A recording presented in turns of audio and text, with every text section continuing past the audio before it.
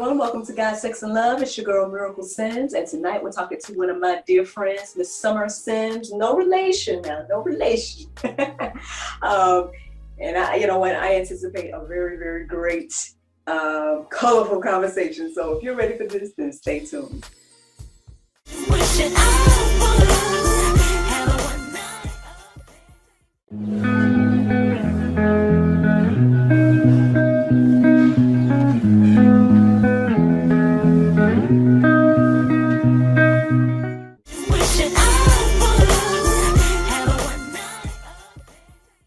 Hello, everyone. Welcome to God, Sex, and Love. As I said to you all, I am here chatting with my dear, dear friend, Miss Summer Sims. Hi, Summer. How you doing? Hey. She is Thank back. you for inviting me back. Yeah, she is back. She is back. And we've been chit-chatting already. So y'all done missing stuff. Y'all done missing good. I don't know. I don't even know what this episode's gonna be. But I just thank and praise God for it. I thank and praise God for Miss Summer Sims. And let's get into it, Miss Summer. Let's get into it. So there's a lot of emotion that you shared in these last few minutes that we just had a chat. And I don't know where you want to start. But again, this is a free open space. And let's get into it. So welcome back, Summer. Thank you.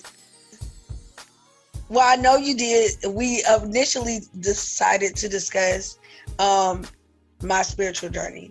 And I think it's really important to have these types of conversations with no matter, whomever on their journey. And y'all forgive the already weepy eyes because, I've been in it.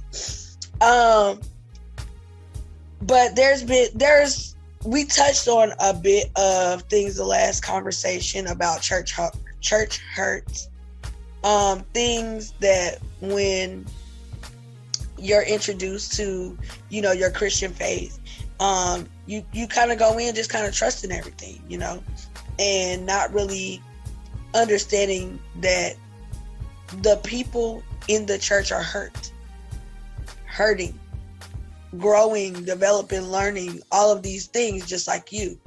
And their human experience unfortunately bleeds over into your human experience. And if you don't have like a certain support system that you can go to during these particular times, it's just gonna be emotionally difficult for you to know how to separate where God comes in and where human flesh comes in to play, or ego, as I might call it. But I also, I don't know where you want to have me just begin, because it's just so much. So I could start in the middle of today and still be a lot to cover. So I guess I want to just kind of touch on, I just want to give you some background, your people. Okay, so first of all, let them know. I want to first say, yes, I'm on God, Sex, and Love, and it's a Christian-based show. And if you talk to me personally, you will have a lot of questions on where my stance is in the Christian faith, because a lot of people will say, oh, Summer, you wear crystals, you just do things that is not necessarily a welcomed practice. Let's just say it like that. In the Christian faith, and they'll say it's witchcraft or something similar. Now, certain things that I have touched into, I will agree, it is that. But I think there's just a bigger picture here about spiritual warfare and all of that we don't really believe is really happening. It is really happening. So when you dig into something, or you make yourself a part of something that you realistically don't have, let's just say, the spiritual background, the You know, if you don't have that type of dynamic or relationship with God that's strong enough to sustain you, just don't think that you should just. I think that's what the word says about not being swayed by the wind. You know, by I'm a misquote because I can't think of it, but it's about being easily taken into something that's incorrect. I'll find it and remind you of the scripture so you can tell everybody. But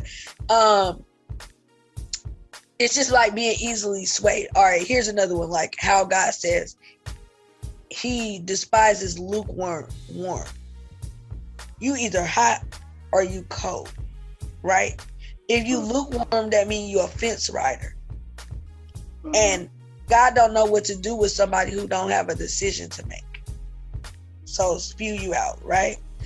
And so for me, I'll just start in the beginning. Like when I was young, my parents, I wouldn't consider my parents really religious people. I would not. Now my grandparents were very religious on both sides, but my mother's mother was the one who would tell us that we had to come to church and stuff like that. And when we would go to church, we just didn't understand. You know, like it was like, okay, we know we're supposed to come and this is what we have to do, but we really didn't understand the things about God's love and your purpose, or just how to live a righteous or holy life. You know that you got told if you sin you going to hell, or all of those scare tactics is what I like to call them, fear-based doctrine. And that's the part that I disagree with, because I do believe you can scare somebody so much that they just give up and feel like if you don't give me the tools to be successful in what you're teaching me, then I don't have no reason to believe that I can be successful when you know I'm born in sin and I'm destined to sin anyways. How do I live the life that the word tells me I'm supposed to live so that I can go and be with the Lord? How, right? So as a kid, I didn't know, but I told you last time that I went through a sexual assault when I was 12 years old, and my family just kind of hushed it out because it just was like a taboo conversation. So just like I brought up the woman with the issue of blood for 12 years, that's exactly how long it was quiet before I was able to vocalize, hey, why didn't anybody care that this happened to me? Why was I told to be quiet and act like it didn't happen to me? Where was my protection from my parents? Why didn't I receive any counseling? Where was my help? At that time, I wasn't a member of a church. Because I'm 12, so it's up to my parents. But every now and then my grandmother took me to church, but that was not a situation where I would have ever felt comfortable sharing my story with the church or any person at the church. So I just kind of fell off from going because of what was going on in my family. We left my grandmother's house and then I didn't go to church. Okay. And so I lived with my father, and that's just not what he did. He was a workaholic, and he was just always at work. Sundays didn't make no difference for his schedule, so he was just always there, and we was like a lot of times home alone. The first time I remember, other than the time of the sexual assault, that's the first time I remember ever talking to God, ever acknowledging God and having a conversation physically. Like I remember being there, and I don't want to be too graphic about the story, but it doesn't bother me to tell the story. it more so bothers me that people feel that I shouldn't tell it. Like that I shouldn't discuss it. And because I was silenced by my family, it is very important for me to be very much so vocal, because that's, I feel like, a very big, huge issue with young women. When something like this happens to them, they are hushed, and they are told that in some kind of way they initiated or welcomed or had some cause for it to happen. And that's pretty much how it was given to me at the time. And because they didn't have any DNA that they could extract from my body, the doctors just basically said, well, you know, you could have already been having sex, basically. We don't have any like proof that, you know, this happened to you, basically.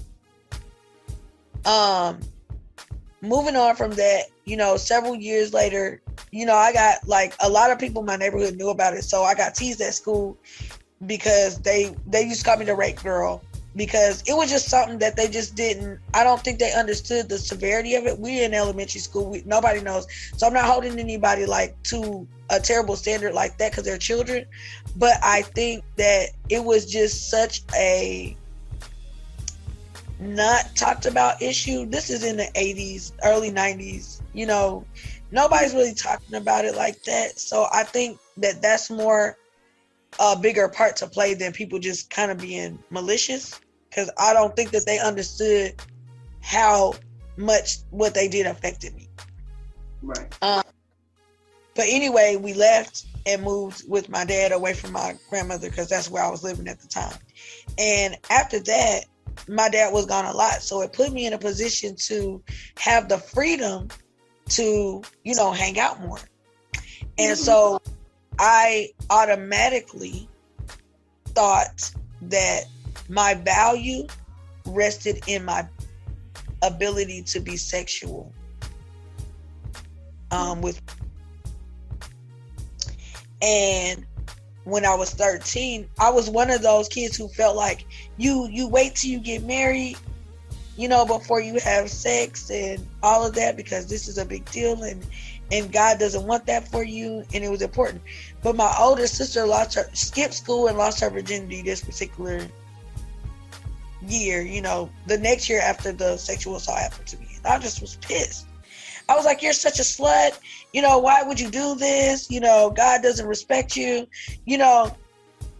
And I really felt right in what I believed in. And I believe I was right, but not into like condemn her for, you know, what choices she felt that she needed to make. But then it changed my mind that maybe I was wrong and I'm not supposed to care about, you know, whether I give my body or not.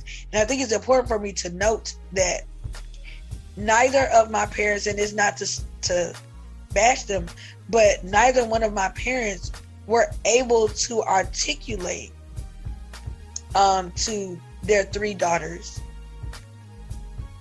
what sex was, what it should mean, what our personal value should mean.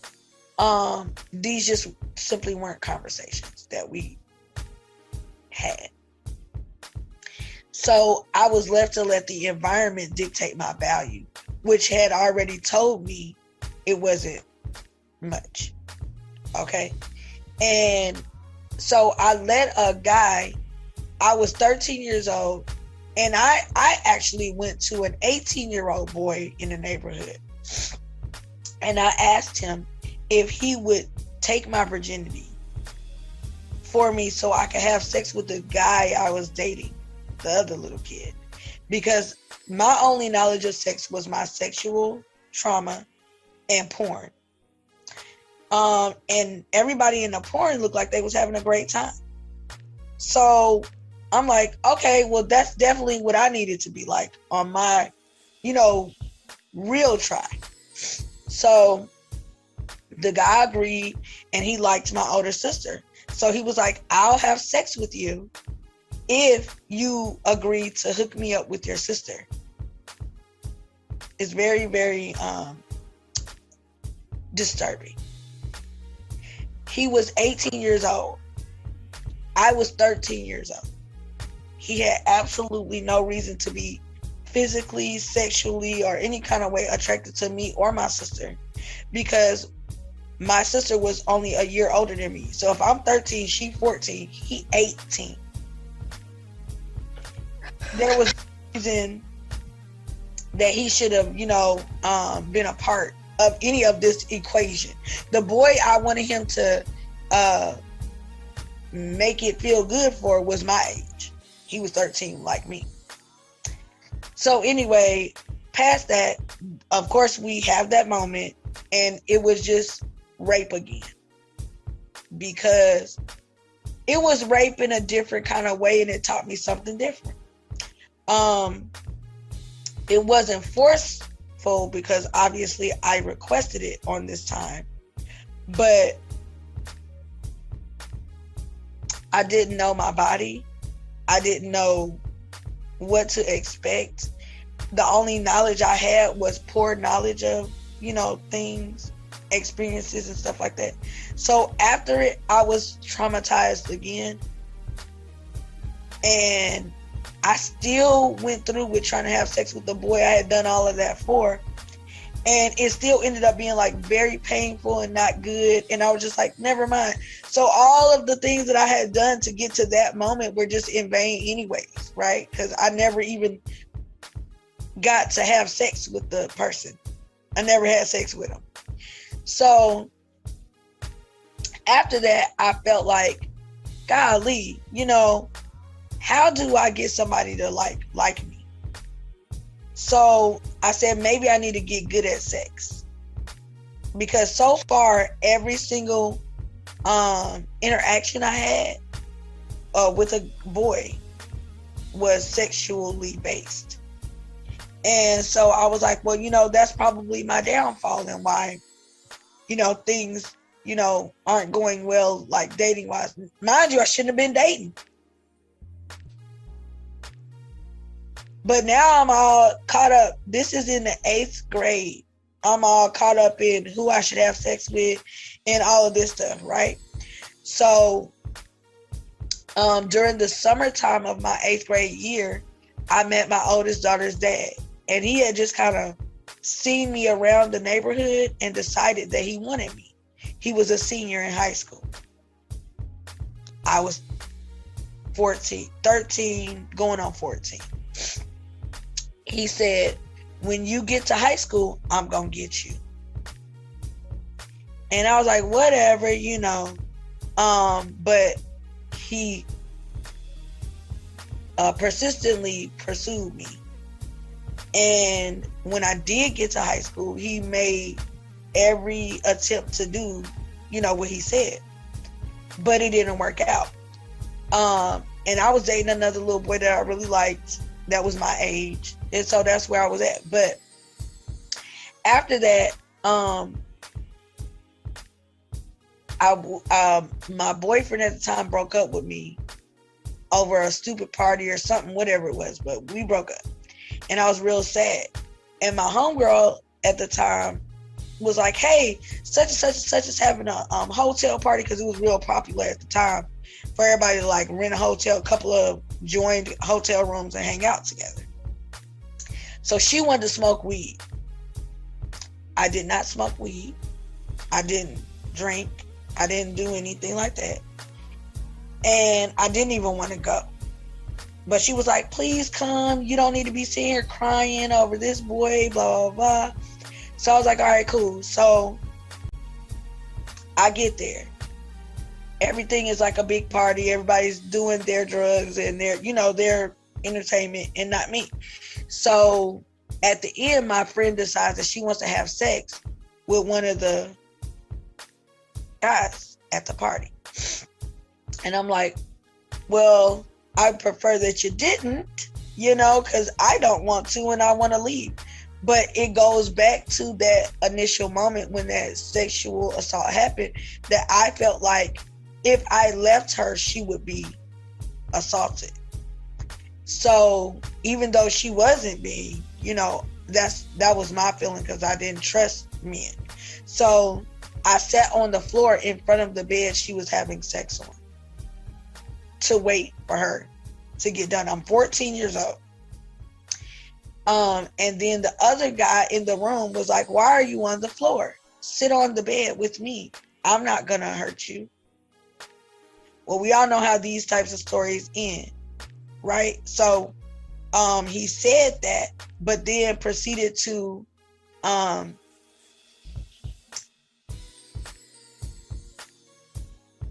put me in a position where I wasn't confident to say no.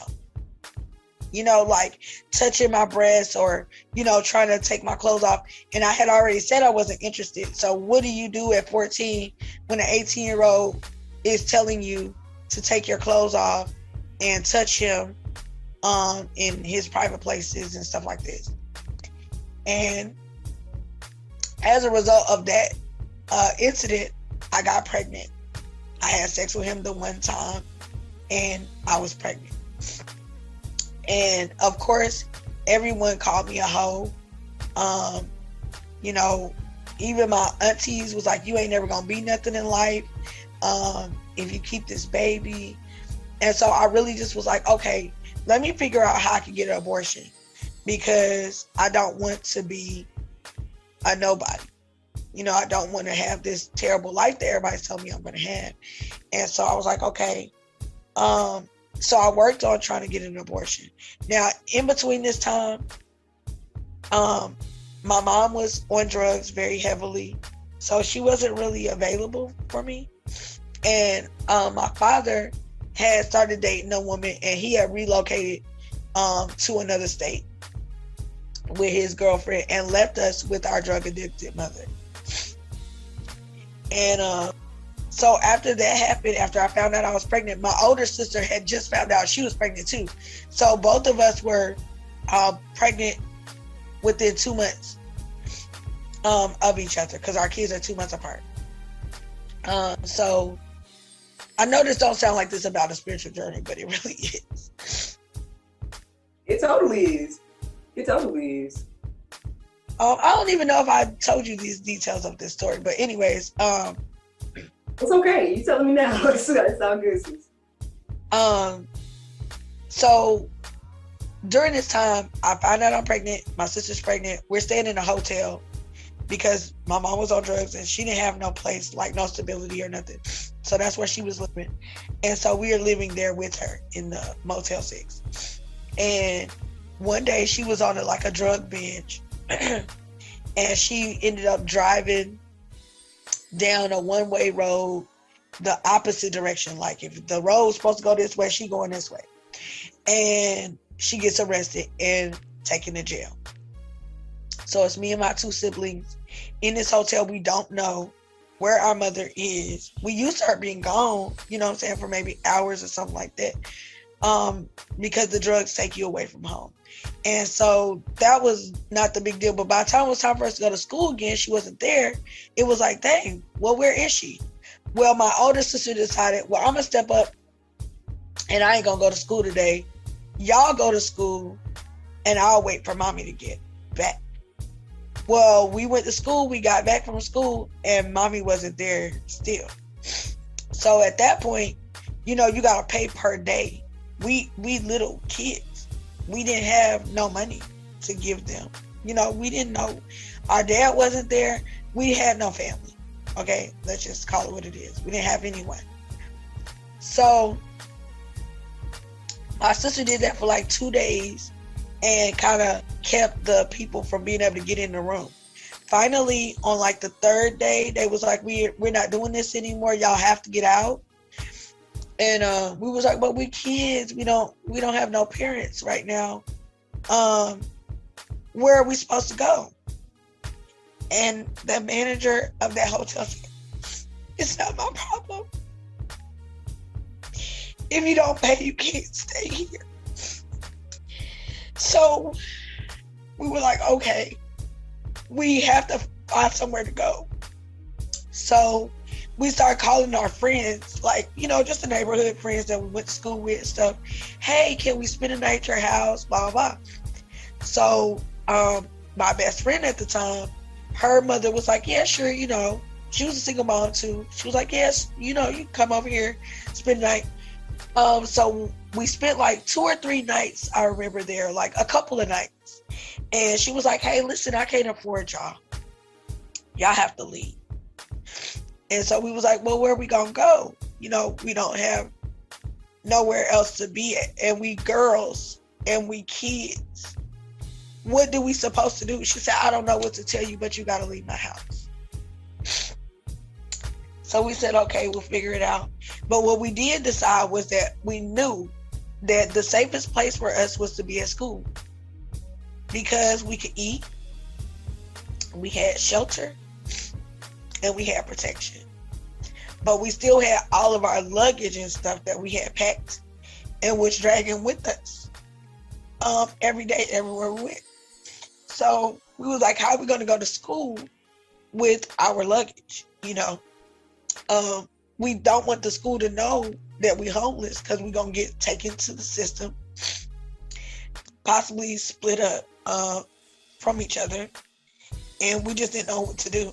So we decided that what we would do was get to the bus stop super earlier than everybody else and hide our luggage in the bushes so that nobody would know that we were homeless.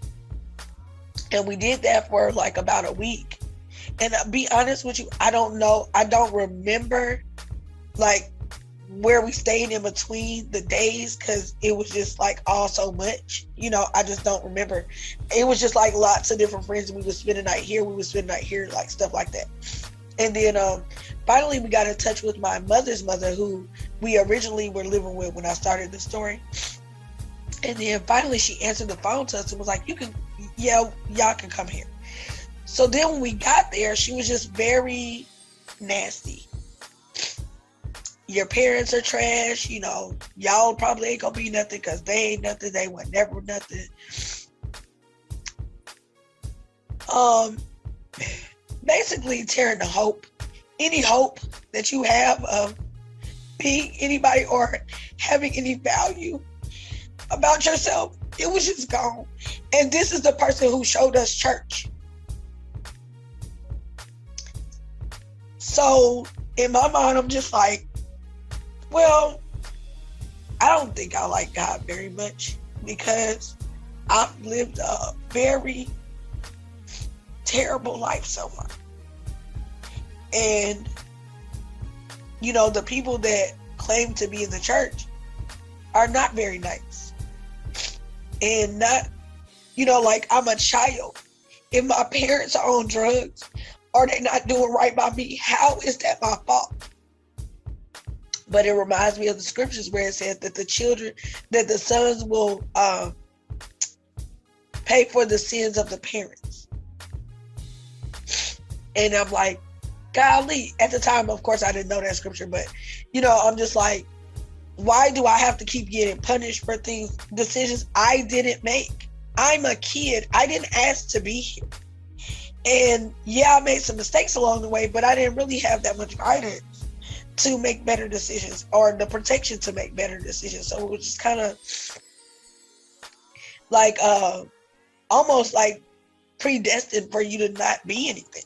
You know, that's what it felt like. It was like, it's just not meant for me to be anything. I was put here to be nothing. So that, I'm saying that to touch on my level of self-worth and self-value. It was very low. So long story short, I had my baby, and everything, and her daddy didn't want nothing to do with her, all of that. That was a whole nother series of drama I had to go through. And then his whole family called me a whore and said I didn't know who my kid's daddy was. And I'm like, I'm not sleeping around, you know, like, this is like the second person I've had sex with. I didn't even want to have sex with him.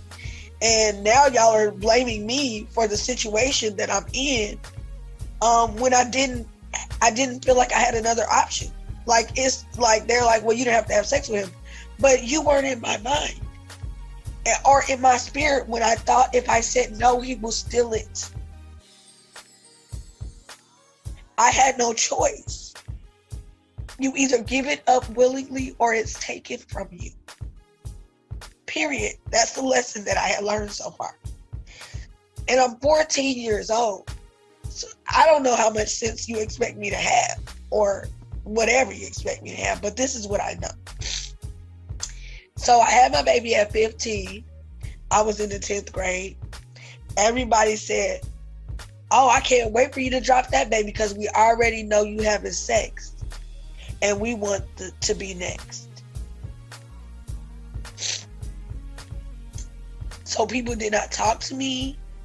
You know, I just focused on like being a good student. And nothing else in my life was good. So the one thing that I did have to lean on was that I was a smart kid. And I could try to be something just based on that. And I always, even like from like middle school, I had wanted to go to college in Africa, somewhere where I knew the education was limited and more difficult. I always wanted to like fight hard to prove that no matter what it was for me, the challenge was, like, I could do it. And I didn't want the easy way out. I wanted to show that I was capable of accomplishing it, like the way that anybody else. Like, I didn't want a pass or nothing. Like, oh, she's sad, let's give her a pass. Like, I wanted to really work through the kinks like everybody else. So after I had my daughter, I moved back to, I had her in Chicago, and then I moved back to Georgia. My mom at this point had gone into rehab, got out of jail, gone to rehab. And I had moved to Chicago with my dad because eventually we had got over there to him. And then we were supposed to just be visiting my mom. And I decided I didn't want to go back to Chicago. So I stayed there in the rehab with her. And after all I went through with her, you would think I wouldn't have chosen that, but I did. And so once we got out of the rehab, she had got her own place and went straight back to doing drugs. So now it's 2 small toddler babies, you know, at the house, and then us. And then we're having to like chase my mom down through different crack houses to pull her out of the crack houses and say, please, you know, like, please come home. We don't have nothing to eat. The lights are off, or, you know, like anything like that. Like, we don't have what we need. Please come home. And she was getting a lot of assistance through us being minors and us having children. So now you get all of these benefits from having basically 5 kids, because she has 3, and then me and my older sister had babies. But all of us was on her food stamp case, but we didn't have access to the card or any way to spend the money. So what ended up happening was we decided to start selling drugs, because it was the only way that we knew, I mean, we could get money. You know, like, all right, well, I'm gonna sell drugs because I know that if I sell drugs, that somebody's gonna buy it, even if I have to sell it to my mother. So we sold crack to my mom and any of her, you know, friends. And this is at 16 years old. And then another person had confronted me and said, you know, you don't have to live like this. You know, I know somebody who could help you. And I was like, really? Okay, well, I'm interested in knowing who that could be, because, you know, it's hard. So, it was a girl I went to school with, and she had a kid too early, you know, so she was like, I'm good, my baby's straight, like, you could be good too. So I was like, okay. And she did introduce me to a pimp. And I'm like 16 years old, and she's like, you know, he can make sure you have a place to stay. He gonna make sure you and your baby eat. Y'all have clothes, you know, a roof over your head, everything that you need. At the time, I was really desperate for a way out of my situation. And so I said, okay, at this point, you know, if that means that my child don't have to go through, you know, like the life that we're living, then I'm okay. Let's do it. So I became one of his girls, and the way that they did it,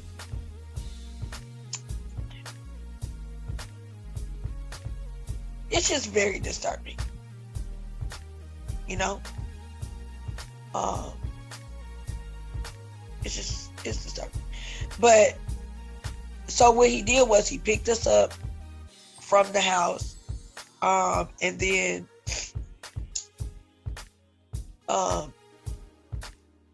loaded us up in a van and would take us to different neighborhoods where I guess they already knew they had like different men that would, you know, be interested in purchasing us. And so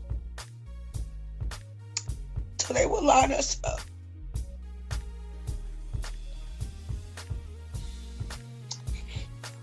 They would line us up next to each other, and they would tell the guys, you know, you can have any girl. Pick whichever girl you want. You know, you get 15 minutes with this girl for $50. And it was either 15 minutes, or if we were able to make the man orgasm before the 15 minutes, then we got to get out of it faster. But if not, we had to suffer through those 15 minutes. And so we were picked like trash, like, you know what I'm saying? Like, we were not, we had no value. $50 for a 16-year-old little girl? Like, I just didn't, you know, it didn't, you know, it just felt like, why is this life? You know, like, why is everything that I'm running into something of stripping something from me that I need, you know?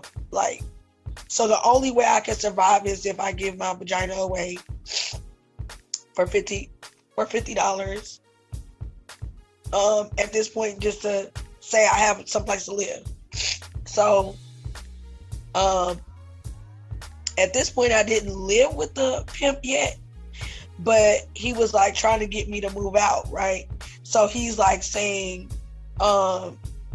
hey, you know, I'm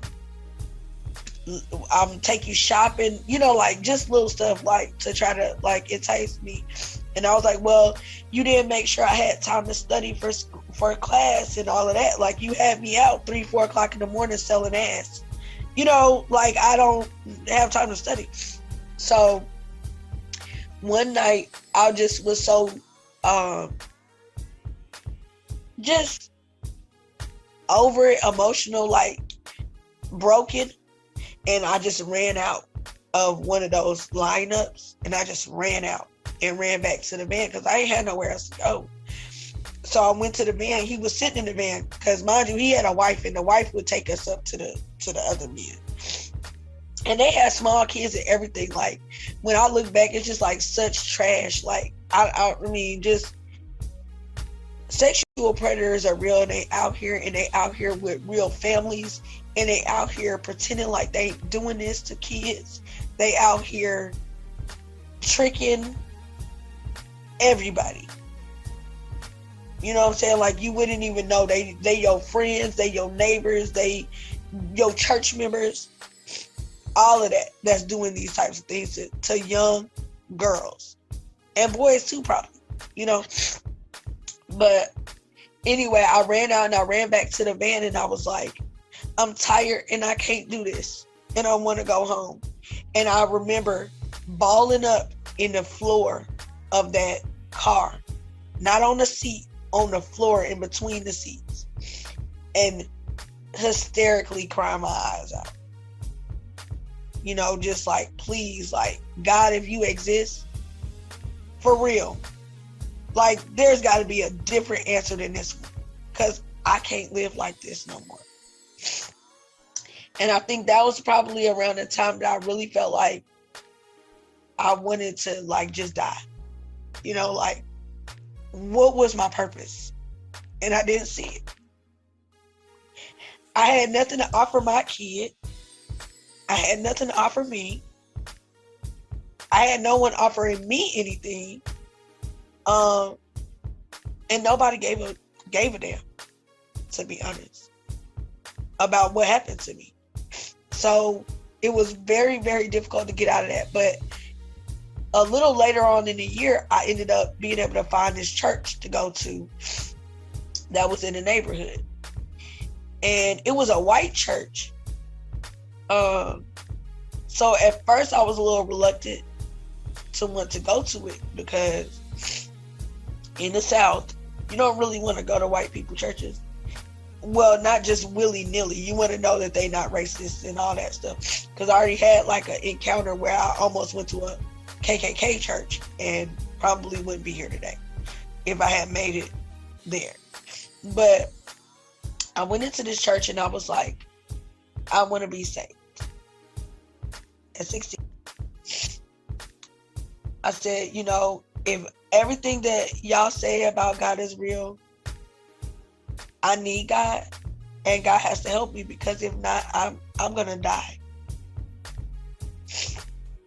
So they kind of took me in, and I started to be a part of the church and all of that. Well, I had got my mom to come to the church, and everybody was kind of going, and that was like a great thing to me at the time, because I really needed it. But somehow, some way, my mom fell out with somebody and told us we wasn't allowed to go back to the church. So we was like, well, that sucks, you know, because that was like an outlet of some sort of form of goodness. So I was just like, I guess I'm on my own. Like, no matter what I do to try to better myself, it just ain't gonna work, because I have people who just keep reminding me that I'm never gonna be anything. So from there, it took me probably about 2 years before I like tried to go to church again. And one of the people, I didn't go to church with my parents and nothing like that. It was just another church that I found through one of my friends. And I had met a lady in the church that kept telling me, you have a gift, you have a gift. And I was like, well, you know, I don't think I'm valued at anything, so I doubt that, you know. And she was like, no. And I remember she had me sit in her car. One day she had brought me home, because she would pick me up and bring me home for church. And that was the only way I could go. And one day she said, I believe you're a seer. And I'm like, probably not. And she was like, no, I want to show you are. So one day we had, she had brought me to the house back from church. And she said, let's sit here. And I want you to close your eyes. And she had told me something like a street name or something to put my mind somewhere I had never physically been. She had just kind of described a couple of things that were going on there.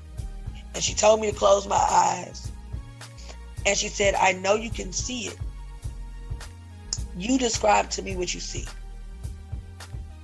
So I sat there for about probably like 5 to 10 minutes, like, this is not real. You know, like, this is not going to work, because I don't believe in myself. Like, I don't believe that that's even a gift that God would even give me, you know, so I don't see it. But like right after that, I just started having like almost a movie play behind my eyelids, and it was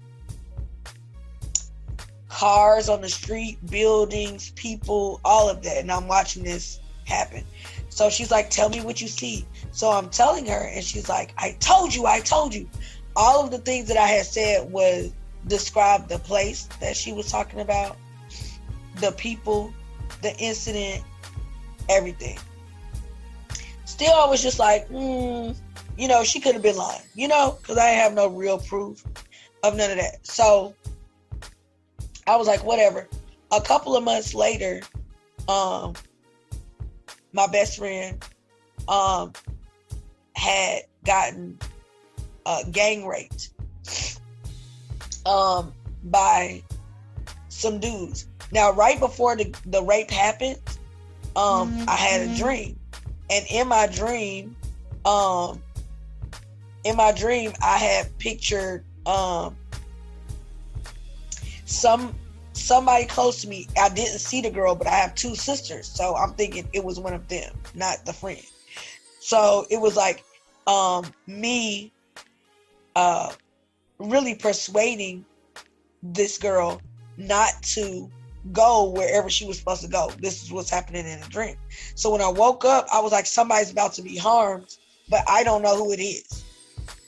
So I'm telling my sisters, if you got invited out somewhere with a guy today, you cannot go because you're going to get raped. Now, of course, everybody's like, girl, bye. That's not real. And we're not finna listen to that. So I didn't even think to call the friend and tell her this. I'm just thinking it's got to be my sisters or something. So my sister stayed home that night, but she ended up going out, and, obviously it happened to her. She was beat from head to toe. I mean, almost to death. She was beat. Eyes swollen shut, mouth swollen shut, all of this. And she was like, okay, so if I was 16, she was like 17, 18 years old. So, we're still pretty young. And then when I called to see why she wasn't at church. And her mom told me she's just got out the hospital. She almost died. And that's when I realized that my dream was about her. So then that made me like, okay, this is real. And I don't know why I'm getting these dreams, but I know it's real because I know exactly, I knew what happened to her. I didn't know it was her. I just knew what happened. So after that, I really made it a point like, you know what? I need to make sure that me and God have a connection, because we did already anyways, but I really didn't have a personal relationship on like how to talk to God or how to have faith in God or any of these things. Because even going to church and having these experiences, nobody really sat me down and said, hey, this is how you have an experience or a relationship with God. And so I just didn't know. So throughout all that, I took some time away because everything was going crazy. I graduated high school. I was the only child to graduate high school of my sibling. And when I graduated, nobody was in attendance, like my family, besides my two sisters. My mother was not there. My father was not there. My mother's mother was there, but I never seen her at the graduation. So I just heard she was there, but I never saw her. And then my daughter was there and her grandfather on her father's side. So neither one of my parents was at my high school graduation, even though I'm their only child who graduated high school. We were homeless that night I graduated high school as well. So after I graduated, everybody's going to celebrate and things like that. We were walking the streets trying to find somewhere to be at for the night because we had nowhere to go. So anyway, after that, we moved to Texas, and then I didn't care about God at all at this point. So I'm like 18, 19 years old, and I'm just like, God doesn't care for me. I don't see it. I don't see any evidence of it. So it don't exist, you know? So I was just wildly doing whatever. You know, I had graduated school and I was like, I did my part. You know, I'm going to go to college and I'm going to live for me and I'm going to figure this out. But I don't think God has anything to do with it. I think it's about me and me just needing to figure it out, you know? And so I kind of took on that and tried to push myself a little bit more. Got married. It was very, very abusive and violent. I tried to kill myself during that marriage. I had my other 2 kids, you know, after that. And the final end of that marriage was I tried to kill him. I tried to slit his throat. It was like during the fight, I was a drunk. At 9 a.m., I would wake up and I'm like early 20s. I'm like nothing but like 21, 22 years old. And at 9 a.m., I'd be at the liquor store waiting on them to open the door so I could get me a pint of Parmesan to start my day. I was depressed. I was lonely. I was beaten down. I was lost. I had nothing. Nothing to go on, nothing to desire except for dreams I thought was not going to come true. After my divorce, I started going back to church. So I'm 24 years old at this point. I'm like, you know what? Church is the only other outlet I know. Like I had some good times and some just confusing times, but it wasn't like bad. So I was like, you know what? That's my safe haven. You know what? Maybe I need to go back to that. So I did. And I joined this church. And, I'm skipping a part. During my marriage, we joined a church. And that church is what got us married. Because I was just pregnant, right? And they said, you know, the word says it's better to marry than to burn. So if you don't marry him, y'all going to hell, no matter what. So I was like, dang, here I go again with another like punishment, you know, that I'm gonna have to suffer. And so I said, okay, well then we should get married. So we did. And then the church that we belonged to ended up being a cult church. So, all right, your facial expressions say explain that. Okay, so all right. I'm 19 years old at this point, right? And I'm living on my own in my own apartment with my baby. I'm pregnant. I have this boyfriend. At the time, I'm taking care of my younger sibling and her child as well. And I'm 18, 19 years old. I'm a kid still. I just had ended up, you know, after I graduated, I got a good job being a bookkeeper at a Radio Shack. And so it was just, you know, for my age, I was doing like really exceptional, especially with everything I had gone through prior to that. And so in the church, it was like a bunch of kids in the church. Like the adults were the pastor and his wife, and it was like the parents of a couple of kids in the church. But the rest of them was all children. And looking back, that is like, you know, warning sign that most of your members are children. Mm-hmm. So we bought, I became the church secretary. I was a member of the choir, and I did a lot of evangelism in the church. But the pastor was like kind of like a sexual deviant. And they just told us we couldn't do a lot of things that didn't really align with the word of God. Like, you know, we had kids and their daddies were not allowed to hold the babies or help us with the children during church service. So if our babies got to crying, you know, as women, we were the only ones allowed to deal with that. Don't matter how you feel, tired, none of that. Like, even though the husband's standing right across, because I was married at this time, he's standing across from me being an armor bearer for the pastor, but he can't hold his own child and calm his own child or take his own child out the sanctuary or nothing like that. If we got caught listening to secular music, or like the guys, if they had earrings in their ears or stuff like that, they had to get on the altar, like during the whole church service. So you would be like on your knees in prayer the entire church service, but in front of everybody, and the congregation was like alerted to the reason why you were punished, because that's what being on the altar was. It was a punishment. So they were put on this altar. Now at this point, you know, my mom and my dad are like, hey, y'all are dumb as hell. This is a cult that y'all are in and y'all ain't seeing it.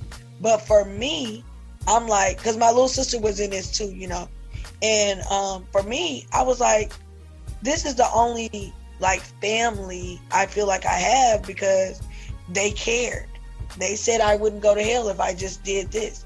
They made me a part of their family. I'm the secretary. People come to me for things. I sing in the choir. People expect me to be there and be at rehearsals. I have purpose. So it kept me in that church because I was valuable in some kind of way at that church. So it took a couple of years, but after a while I realized that the church just wasn't it for me. So then I didn't go to church for a couple of years because I was like, why is everything bad? You know, like nothing I do, whether I'm trying to do good or not, is just all bad. So a couple years later, I found a different church and I started going to that church. And I really felt great about this church because it was a bigger church. You know, I was still in the choir. I had been able to become on the prayer team of this church. And as a prayer team member, what I did was at 6 a.m. every morning, I would be on the church grounds Monday through Sunday, praying for the grounds, the building, the pastor, everybody, you know, every day. And I had 3 small children.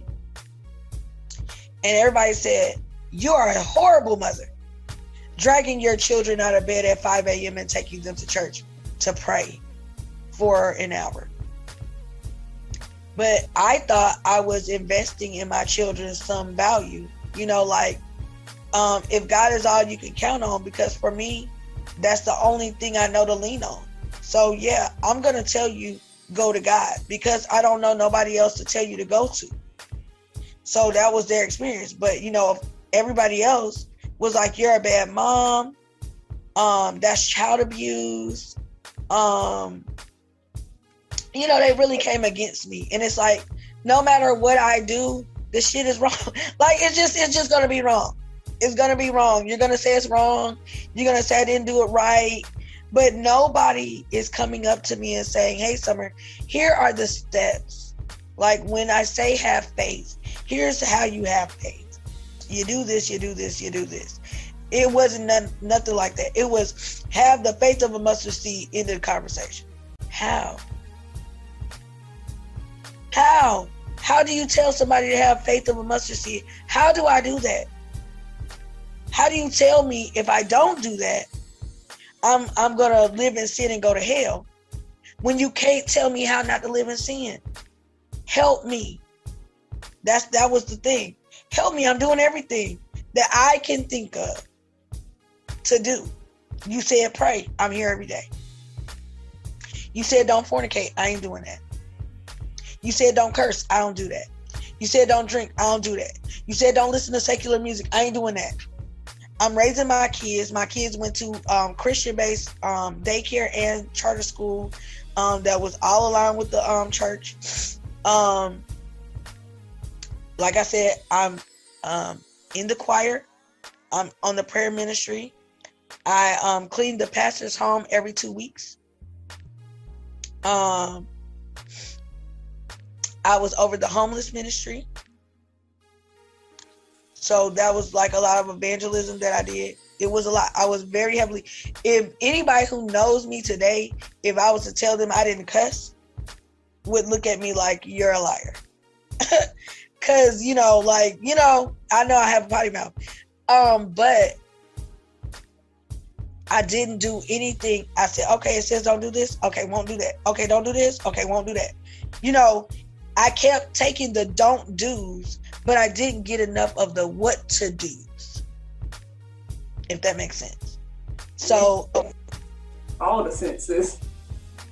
So in this church situation now here, this is the kicker. That I was just like, you know what? This just ain't meant for me. Maybe this ain't meant for me.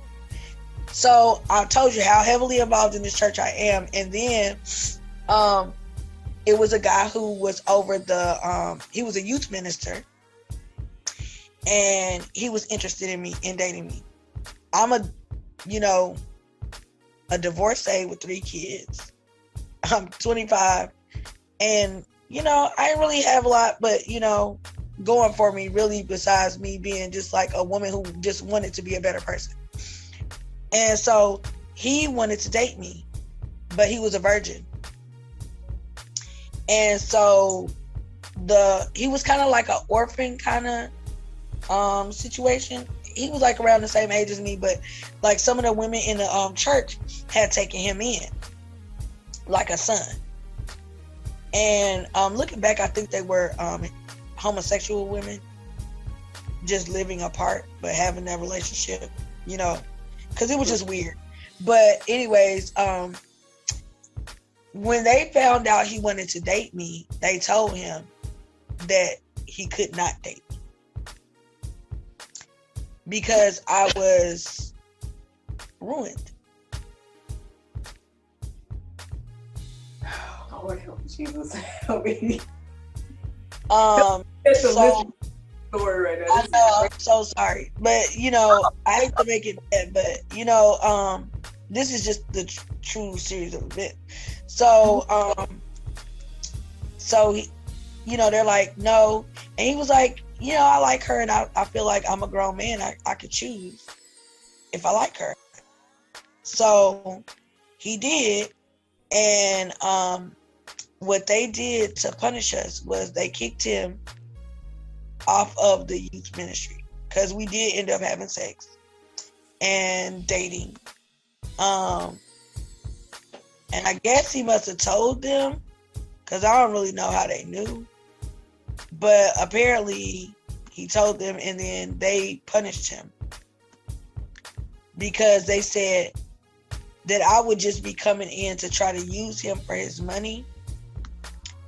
And to take care of my basically illegitimate children, even though they were legitimate children because I had a husband when I had them. Well, at least the last 2. So anyway, he decided he would move away from them so that he could be with me. And he did. And so they threw him completely out of the youth ministry. They told him he could not teach, he could not preach, he could do nothing. Now I'm still over the over the homeless ministry at this point. But when so it was a guy who used to come. We would pick them up, like we would go in a van and we would go to the homeless shelters and we would pick the homeless people up, right? And so what I did was I gave an overview to all of the, homeless people that would, come, and I would tell them, about the church, what the church offers, what they could get, things like that. And so it was one dude who used to come every week, and he would help me set up all of my homeless equipment. I mean, like all of my, I'm sorry, like I did a PowerPoint on the big screen, and he would help me set everything up. And so, because I was dealing with all of the things I was dealing with the relationship and the guy, and what was going on at church, I just kind of got tired of going. So I took a break, and I missed like 2 Sundays. Well, the first Sunday, the man who normally would help me with everything, he was like, "Where's Summer at?" Like I come to church for her.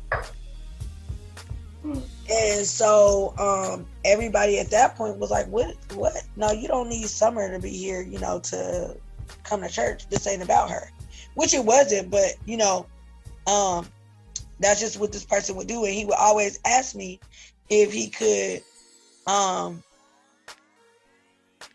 to my house for dinner or anything, because he was really like took to me. Well, I kept telling him no, because I was a single woman at home with kids. I can't take no man home from the homeless ministry. Like, that just didn't feel safe. So, anyway, that second Sunday that I missed, that man walked into the hot freeway and killed himself on the interstate. And he took his life. Wow.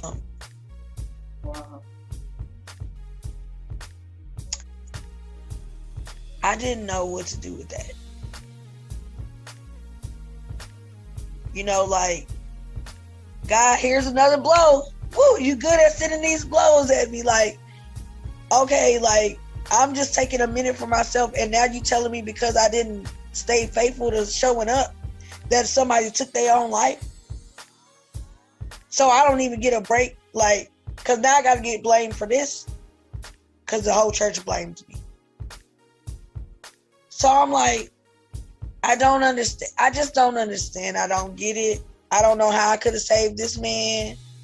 What could I have done? What could I have said? Like, how do I know that he wouldn't have still done this even if I had came to church? Like, how can you just, I don't know. So after that, I basically got set down out of that ministry, but I felt like it was just any reason because they didn't really have one to punish me for the whole dating scenario at that point. Mm-hmm. So I stopped doing homeless ministry, but I was still on the prayer team and stuff. But after he died, I took about a month off from church. I was depressed.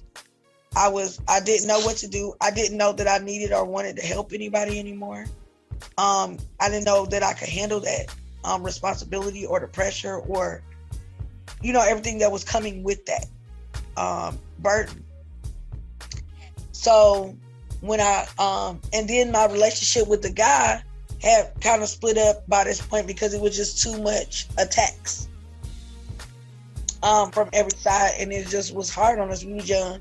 And so we just stopped talking. Well, I went back to the church. Now, mind you, remember earlier in the story, I was telling you my mom was on crack and all of that stuff. So my mom was still on drugs at this point.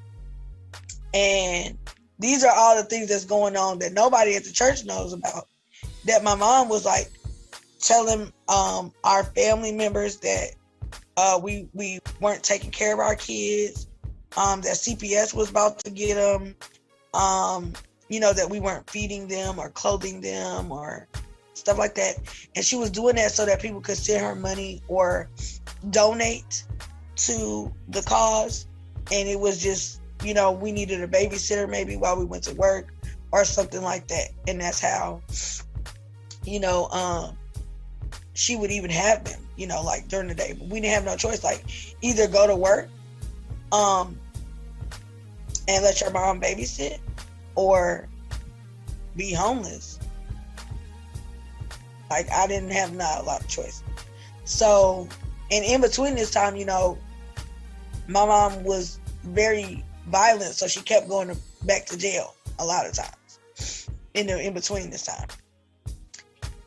But anyways, so I decided to leave that church because when I came back to the church after leaving that month, I'm dealing with my mom almost being killed by a drug dealer. And so I was just like, God, please help my mother, you know? And when I came back to church, it wasn't even about me. Wasn't even about me. I came to pray for my mother. And it was like a revival or something similar type of event. Because it wasn't like a regular service. And I remember it was like a moment where everybody was praying, you know, like the whole congregation. And at this point, I didn't really like people laying hands on me. So I didn't want to, even though I was hurting, I didn't want to go to the altar and have prayer because people feel like they got to touch you and lay you out and all of that. And I just didn't want to do that. So, mind you, I am a prayer warrior. I pray every single day for every member of this church. Every single day. I drag my children out of bed at 5 o'clock in the morning to bring them to the church grounds to pray. I painted the mural inside of the church and had my kids help me with that. Everything that church needed, every event, every Bible study, every single thing, I was there. I contributed. I did everything that I knew to do. I went to the corner of the church, like where there was just like a break in between the wall. And I went in to face that corner to cry out to God because I was tired. You know, you ever been that like broken to the point where you just like, God, I just need you to step in somewhere, somehow, some way. I went to that corner of that wall and I just wept, like with a deep longing for God to help me. You know, like I'm broken. I'm broken in any possible. I don't even know if I'm repairable. This is how broken I am. But I need something to happen, you know. And so the people that I was on a prayer team with, now mind you, these are people that pray with me every day. They clean the pastor's house with me every 2 weeks. They came up and said, Summer, it's okay, come to the front of the church. I said, no, thank you. I want to talk to God by myself. I don't need y'all to help me talk to him. I talk to God every day, all day. I think I got this conversation part down. I'm good. I'm gonna be over here. So they got upset with me and said that I could not pray right there. Like, not allowed. And I said, mind you, it's not like this is during a sermon or during a time where it's quiet and I would be a distraction. The entire congregation was in prayer. That's what I was thinking from what you described. It seemed like it was like one of those worship moments where everybody's in different places. Everybody's praying, but you know, I think I stood out because I had if you ever heard somebody like deep cry, like I don't know, it's like being stuck in a well. That's the only way I could describe it. From being deep down that sunken place and for you to call out ahead of you and for that to echo around you, I can probably imagine it was loud, you know, for them to notice that it was me, because I'm praying in tongue. I'm everything over here in this corner, right? I'm crying hysterically. I'm praying all this. And I want to be fair by pointing that out. You know, I was loud but the whole congregation was still in prayer.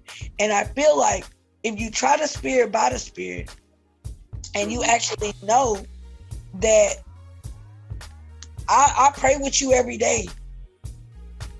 I'm the one, you know what I'm saying? Like, I'm the one that's here with you every day, making sure that I'm here standing in the gap for whomever. Mm-hmm. So what they did was, when I agreed to move from where I was at, and I said, okay, I'll move up, but I do not want to go to the altar. Well, they decided, because I said I didn't want to go to the altar, that was the devil. Who wouldn't want to go to the altar? Because why wouldn't I want to go to the altar? So I'm like, listen, I just want to pray by myself. That's it. It ain't nothing. There's no trick to it. It's no fancy pantsy stuff. It's nothing special. I just want to pray on my own, please, you know? And so, what ended up happening was, they decided that I was possessed. And they began to try to cast out the demon.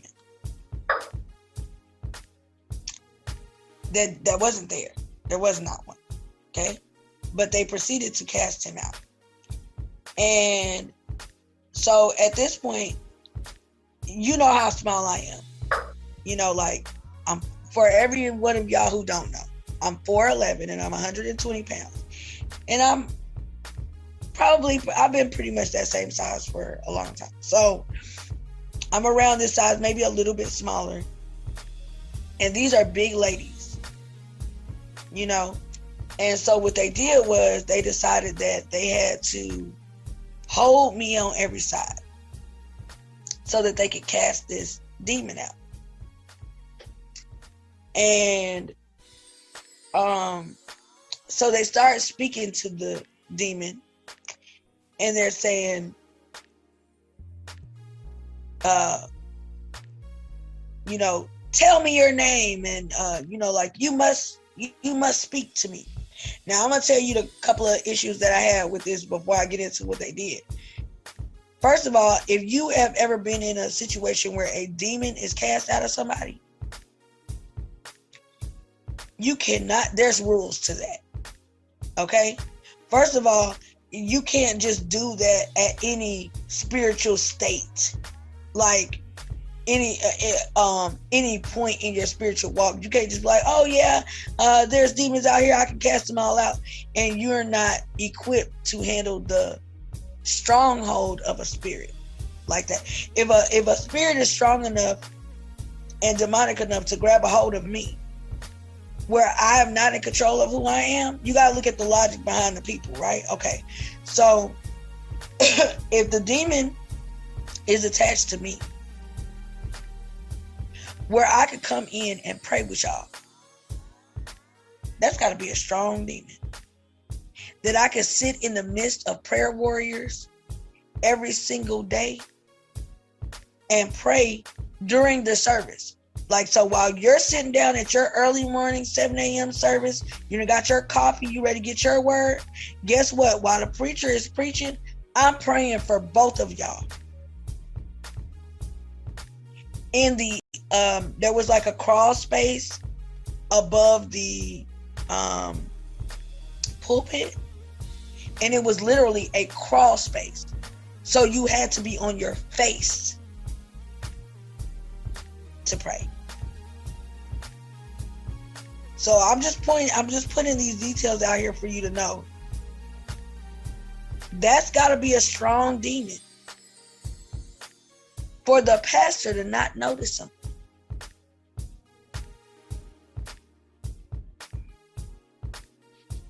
I'm praying over your building, over you. I'm cleaning your home. And I'm praying during your sermon and you saying I got a demon? I'm going to ask you this. How do you, as a leader of a flock, don't know the devil when you see him? I got questions. But all right, so we're going to go back to what they did. So I'm in the middle. Like they said, what I was doing was making a scene, and that's what made it the devil, right?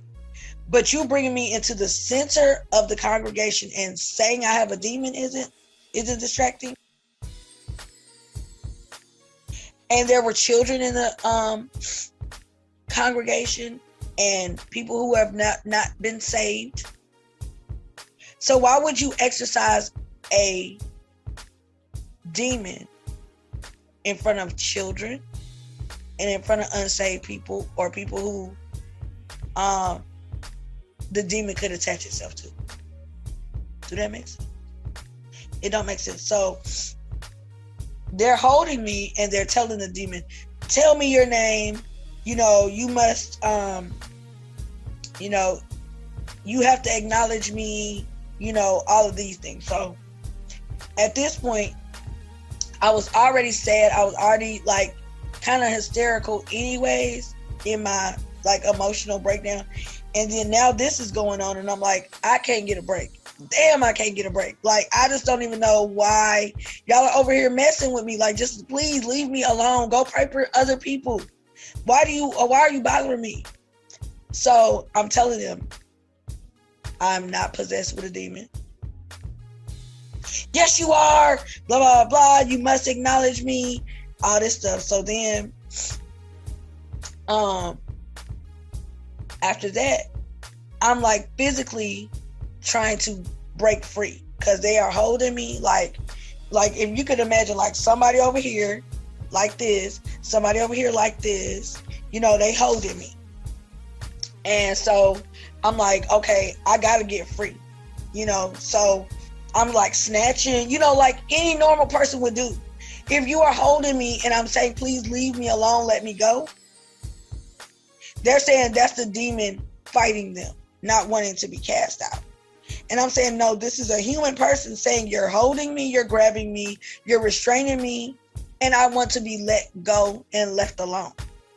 So at this point, I'm like, if y'all don't let me go, I'm going to come out of my clothes, like to get away. I'm going to start snatching my stuff off because I ain't know what else to do to get away. So, mind you, I just want to point out, these are prayer people. This ain't the pastor or the first lady. These two individuals are sitting they behinds in the pulpit watching. Not saying nothing, not breaking it up, not nothing. And I'm like, God, hello.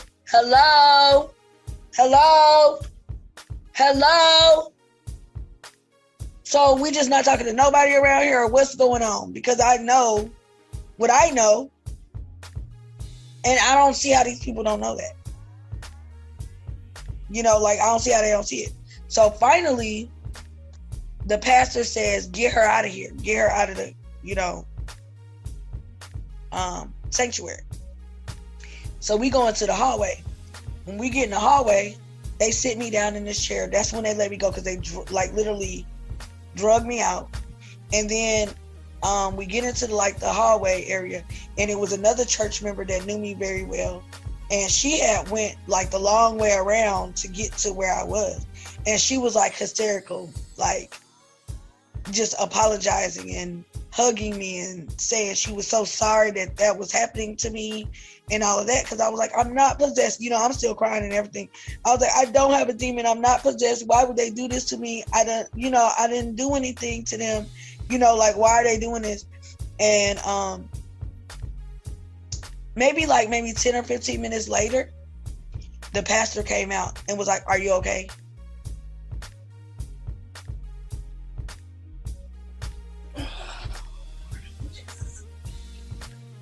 So I'm like, no, I'm not.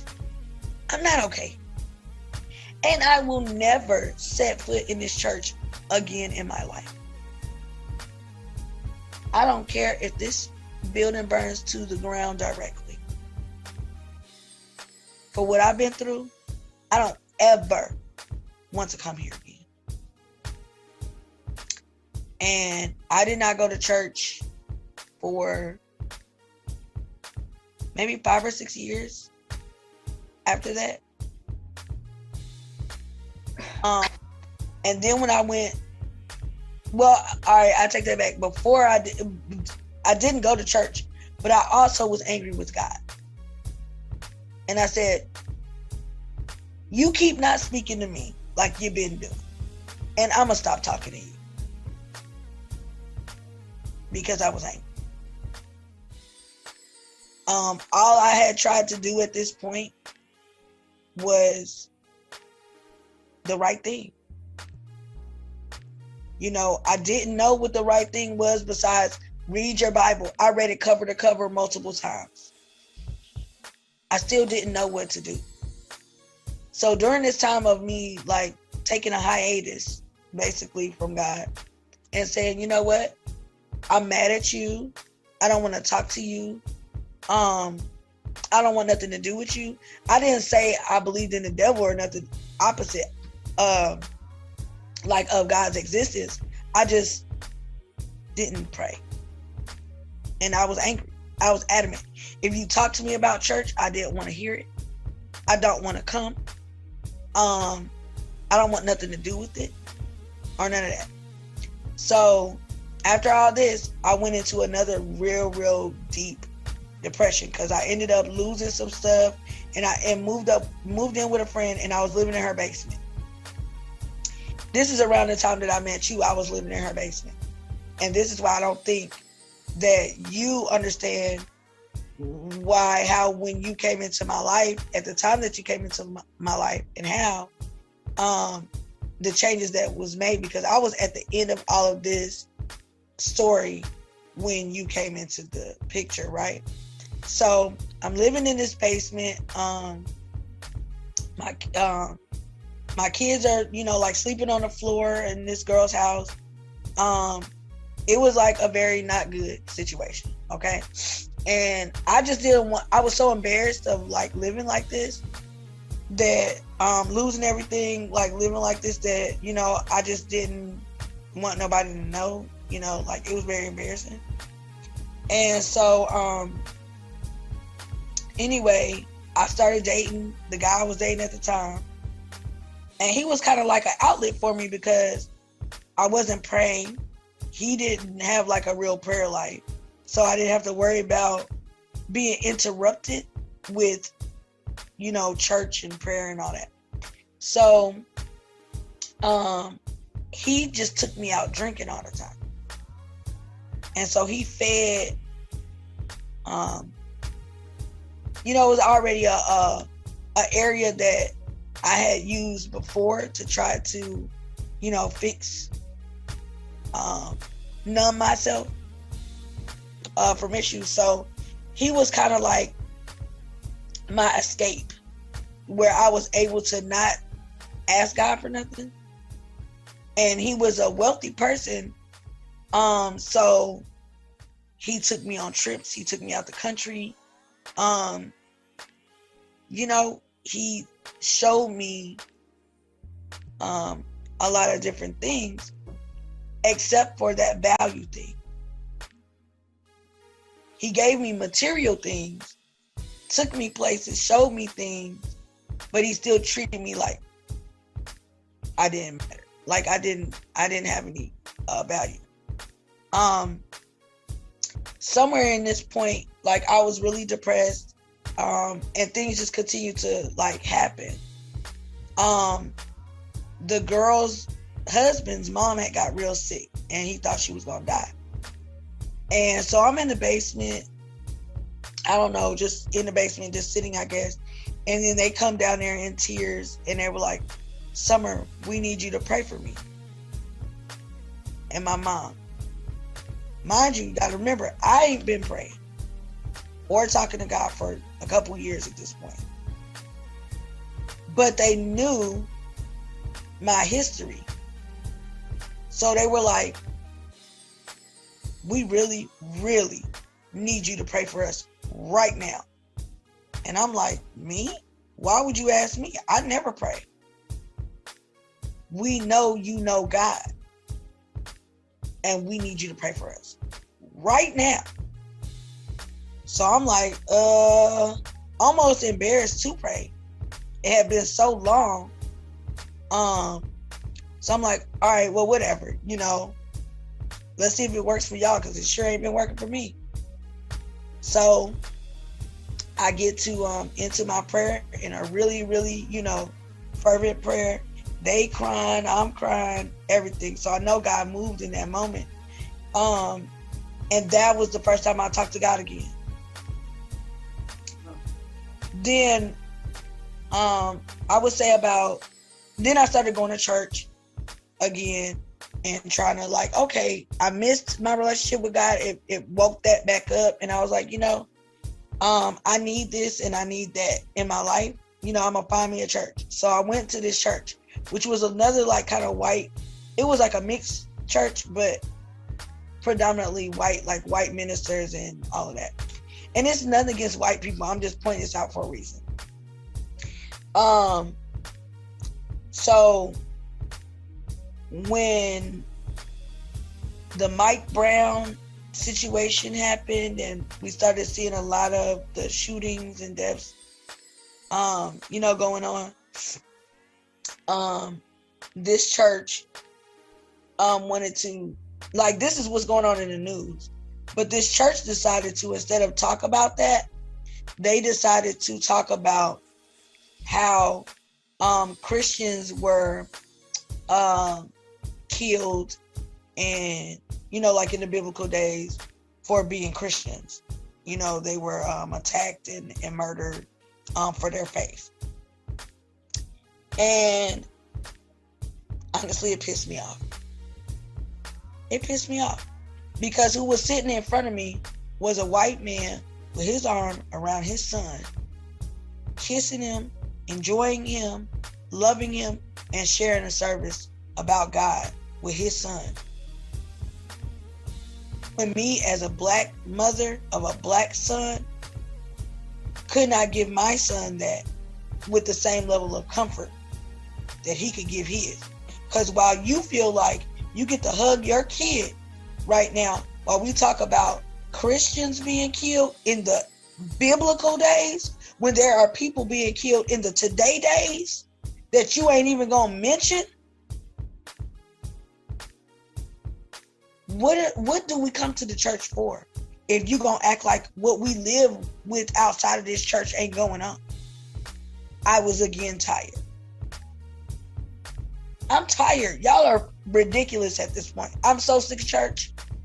Like, I don't even know why y'all exist. It's like, I look at the example of my anger as like when Jesus went into the temple with the Pharisees who was selling blessings and all of that stuff, and he knocked all that crap over. Like, I've had enough of you ignorant, you know. I can imagine the cuss words he would use if he was a customer. But you know what I'm saying? Like, that's how I felt. I'm so done. I'm tired of you saying that things that affect me aren't important, don't exist, or what have you, right? So I was back out of the church. I was like, you know what? I wasn't ready because I'm not that. So I stayed out again, and mind you, I'm still like dealing with a lot of depression during this time too. And my oldest daughter ended up getting pregnant, and I wasn't happy. I was very sad for her. I was sad for me. I was like, this sucks. You know, here we go again. Bad news, Jones. You know, I'm sick of this. Well, 7 months into her pregnancy, she had a very violent, like, baby daddy, you know, relationship. And so he fought her a lot. And one time she fell down a flight of stairs and she went into preterm labor. And they kept her in the hospital for a while and they let her out.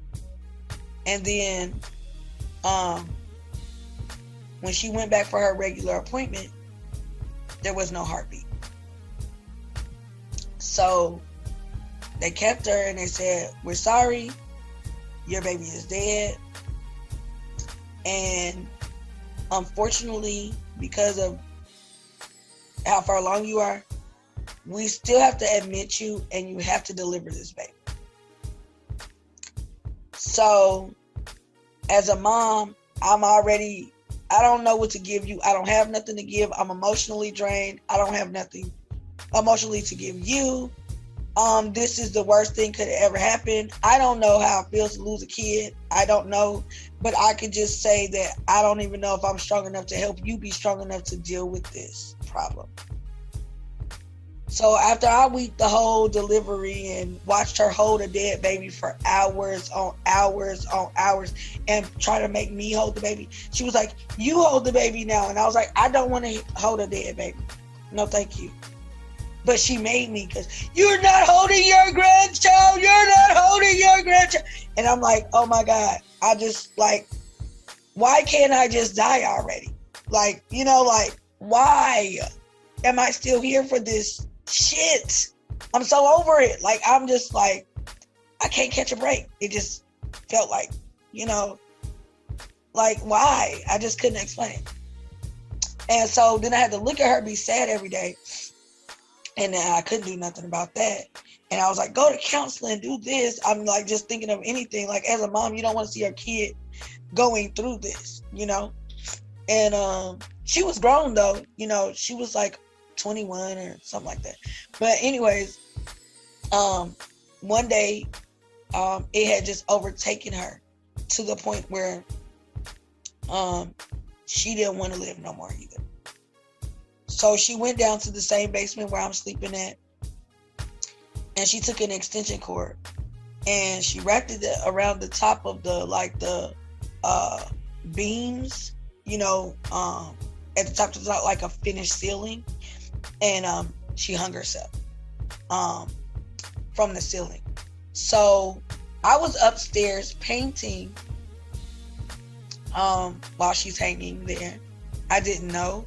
And so my son was looking all around the house for her. Like, where did she go? Where did she go? Because they had been talking earlier, and I guess she had said some things that had worried him. And so all I remember is him racing up to her, "Mom, mom, mom, mom, mom, mom. Downstairs now, downstairs." And I get downstairs and I'm watching my child dangling from the ceiling. And all I could do, I'm hysterical, but all I'm trying to figure out, I'm a short girl. I don't even know how my baby got up here, because she little too. I'm like, how did you get up here? But I'm watching her life leave her body. And I'm like, I gotta get her out the ceiling. So I'm like ripping everything. And I'm like, my son at the time was like maybe 14, 15 years old. And I'm like, you gotta help me. You gotta help me. So I'm holding her and I'm like, you gotta grab the string. I don't even know how we got her down. Like, it was that so much so fast, right? So I lay her down on the couch, and then I'm on the phone with the emergency room. Please, please, please. I don't know if she dead. I don't know what's happening. So they're like, we're on the way. And then my back is to her, and I'm like, trying to explain to them, what happened. And somehow she came to in this time and ran out of the house and into traffic. And a man stopped like this close from like hitting her. And he had his child in the car too. So of course he's freaked out. We're chasing, me, my son, and the other girl who I stayed with. We're all chasing. We're running to chase her. We don't know where she went, but we're like all looking in the street for her. And so she's going in the woods and everything. So the dude who almost hit her, he calls the police. The police is like, now we got a big search party out. We got dogs. We got everything trying to find her, right? Well, when they finally found her, she had locked herself in some type of like storage thing that was like a part of the, like some type of display for a business that was like out along the highway, or the main 4-lane road or whatever. And so when they found her, the dog found her, the dogs found her. And then when the police got her into custody, she tried to get them to kill her. So she reached for their weapons. She fought them. She spit on them. She assaulted them in every way possible. She said, shoot me. You shoot every other black person for this. Shoot me. Kill me. I want to die. They had to shoot her with 2 or 3 tranquilizers. When they called me, they said, Summer, we found your daughter. We need you to get down here right now and help us calm her down, because we've already shot her with a tranquilizer gun and she's not responsive to that. It did not do anything. And so they was like, we need to see if you can calm her down, because if not, we don't know how we're going to transport her. She is now a threat to herself and others. So when I got there, she was crying. She was, why did my baby die? What, so many heart-wrenching questions, and all I could say was, God, why don't I have the answer? Why, after all these years, I've been faithful to you, and you don't help me? I don't understand. What is the purpose of me being here? Because I don't see it. Everybody that I even brought here is hurt. What do you want me to do at this point? I don't know. So of course they took her to a mental institution, and she had to be in there where I could not really visit her and stuff like that very much. And that was, tormenting to me as well, because I could not be a parent. I couldn't, show her any compassion or love like that, because, now you're forced to be by their rules and stuff. So you have to come on the visitation days and the visitation hours and only stay that second of time, or whatever. So finally she got out, and then I was like, okay, like realistically, something has got to change for me. And I didn't want to go to church. I really just needed to know that there was some other way I could figure out what God was wanting me to do, because I just didn't have the answer. I done tried everything the way I was taught it. Read the Bible, study to show yourself approved, pray without ceasing. Okay, I did all that. And guess what I got? Nothing. So I didn't want nothing to do with church. So at this point, I just started looking on YouTube for like motivational, just motivational things. Like somebody telling me I was good. Somebody telling me, like, in the Bible they say, you're filthy rags. And I'll have to find the scripture because I don't want to misquote it and people be like, what's she talking about?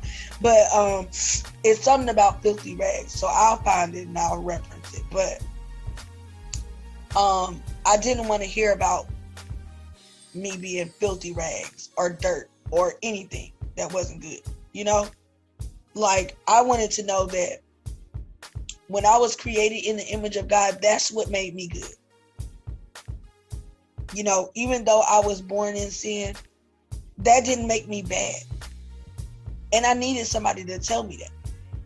But church people weren't saying that to me. No one was saying it to me. No one in my life, period. And so this lady, her name is Esther, and it's called Abraham Hicks, and she talks about law of attraction, right? So of course, you know, I've always been taught that's witchcraft. So, or that type of thing is witchcraft, even though I had never heard of law of attraction before this time, you know. So I was like, nothing else is working. It's worth a try, you know, so I'll listen to her. And every day I would get up and I would listen to these, I guess I call them sermons because they kind of were. It was like group conferences that she would have to tell you how much of a powerful creator you were born to be. And the ways that God set it up for you to be able to be a person whose words were living. And you could manifest your desires and, you know, things like this. And I was like, wow, okay, now this is something I can use. Because everybody at church was saying that I need to have faith, but nobody was telling me what that looked like. It was just saying believe in him as a mustard seed. But how do I believe when I don't believe? How do you fix that? You know? And what she would say was stuff like, do these I am affirmations in the mirror every day. Look at yourself. Like, I never got taught that at church, to look at myself in the mirror and present myself with the value that I was given by God. The church didn't teach me that. She did. So I guess that's why I'm more of an open person in the ways that God can reach you, because there is no way that God will stop until he reaches you. So if it took me listening to Esther tell me how valuable, worthy, and important I was to God, I needed to hear that. And everybody else was like, you're ridiculous. You shouldn't have to listen to this every day. Because I religiously woke up to listen to it. I would wake up and find videos that and where she was actually teaching you things to do. You know, once you start changing your mindset, your thoughts are important. You know, you need to watch how you speak about yourself and to others. All of these things. Is that not what God was teaching in the life and death is in the power of the tongue? Watch what you say. Be mindful of what you say. She told me how to do that. Church didn't teach me that. And it's not to say that church is bad. It's just that we've got to come up with a way to help people understand.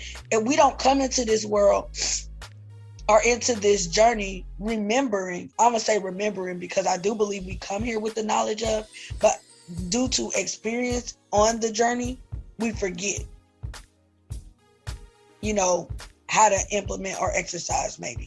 And so that's what we're relearning while we're here, while carrying out our purpose. And so when people ask me, well, Summer, what do you believe? What are you like? Are you a Christian? Are you a this? Are you a that? And I say, I don't believe God is concerned with what you think my label should be, because he only labeled me as his child, whom he loves and sacrificed everything for. He didn't say, if you don't say you're a Christian, he said, who will deny me? I'm not denying God at all in my practice and what I do. I'm denying the ego of the human person who thinks that they have the thoughts or the mindset of God. Because God already said, our thoughts are not his thoughts and our ways are not his ways. I don't care how ordained you feel like you are, how much time you spend teaching other people the word, how much time you feel like you spent reading your Bible and thinking that you know what you know. Nobody trumps God on his kids. Period. So even though I spent all that time feeling worthless, like I was going to hell anyway, because there was no way for me to live the life that was pleasing to God. It was easy for me to explore other things. And then for a second, I got to a point where I was like, Christianity is just white folk shit. This ain't even for black people. So I started looking into some other stuff at that point. I was like, I'm never going back to Christianity. I don't care what nobody says. I don't care what nobody, like, whatever. Hell will be hot and I'll be on the way. Because I'm already headed there according to y'all anyway, so it don't even matter to me at this point. So, I just started looking into, well, what other spiritual practices are there that I could possibly get into? So I started reading tarot. I started, doing candle magic and things I would find on the internet, because I didn't really know where to go from there. I was just looking for a new practice because I just didn't think Christianity worked for me. So I was like, you know what? It's something else. And I'm going to find that something else. So I did that. And it did change things for me. I'm going to be honest. Through all of that,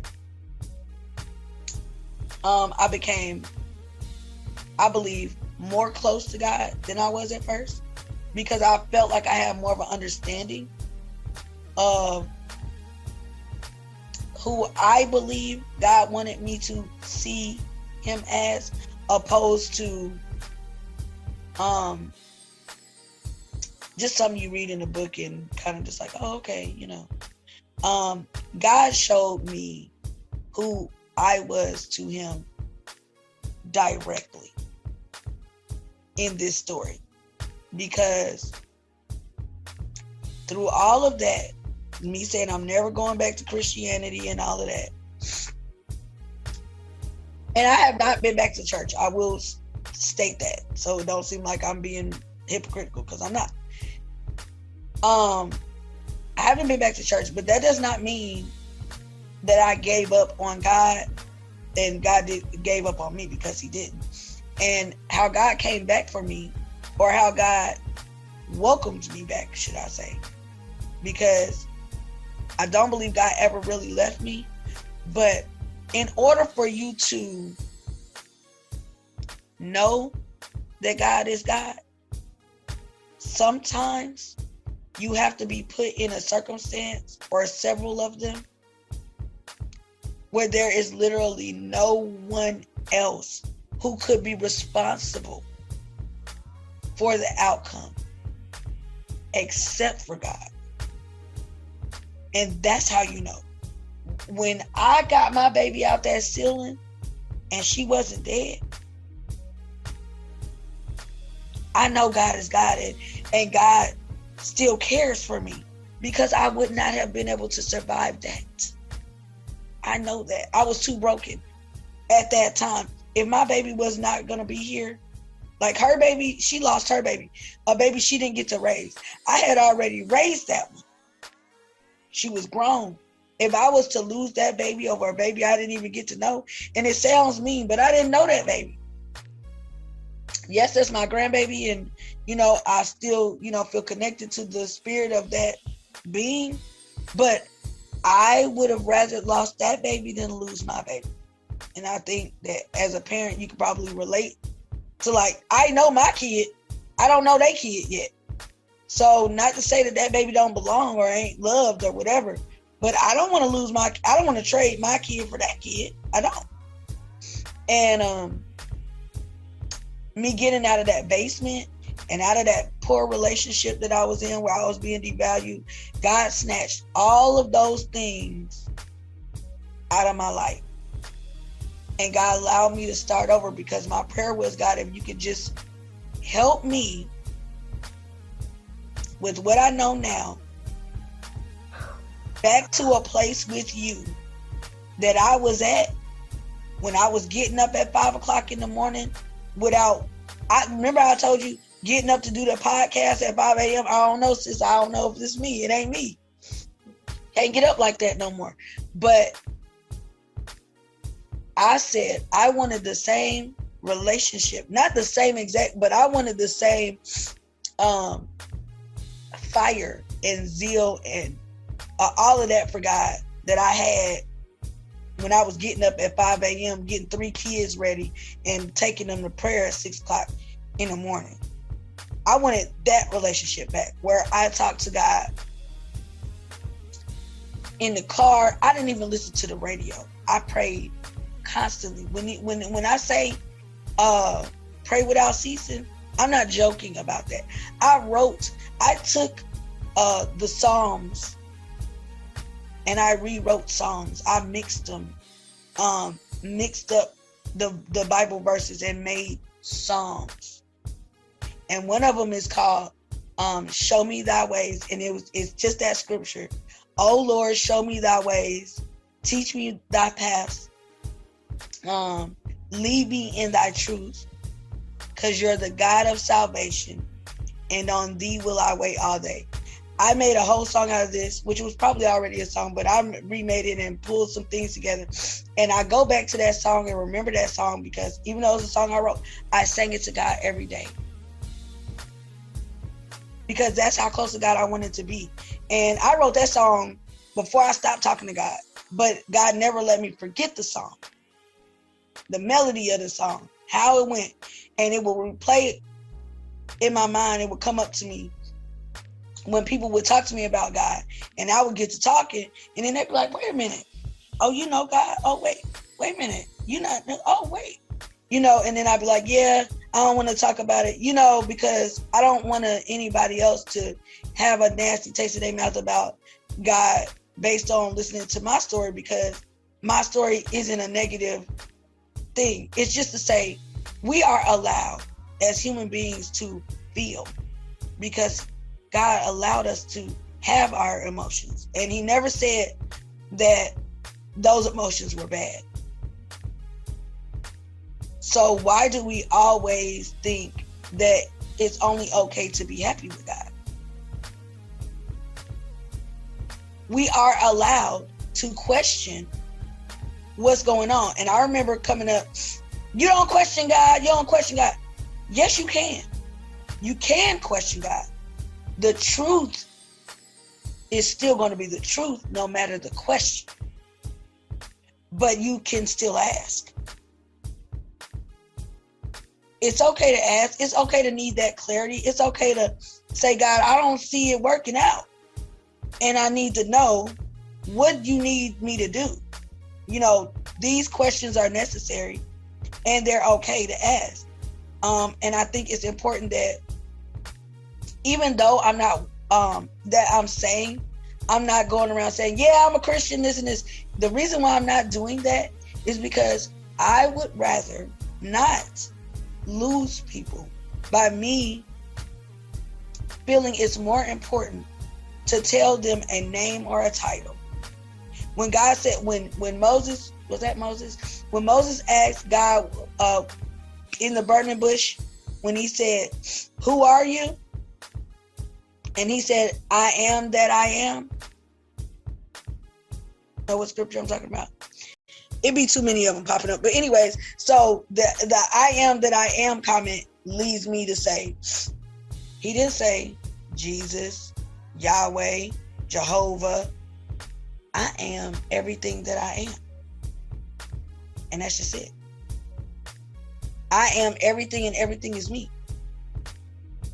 So I don't feel like it's more important for me to have to put a label on my spiritual practices more than it is important for me to show God's love through who I am, how I am, you know, how I love.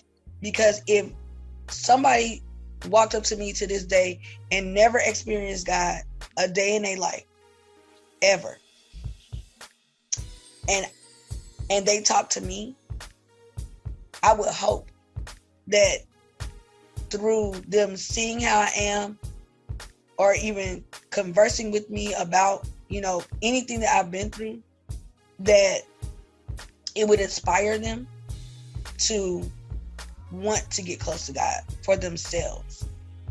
And that's my purpose. I wondered the whole time, why am I here, God? Why did I go through so many different challenges and abuse and all of these things? They're just like a very ugly story to tell. It's like, dang, I didn't have no good stories, no good parts of the story. Feels like, like all my stories are bad. I was ashamed of that for a long time, that I didn't have a good story to tell. But the good news in the story is that God did not leave me. God did not let me break.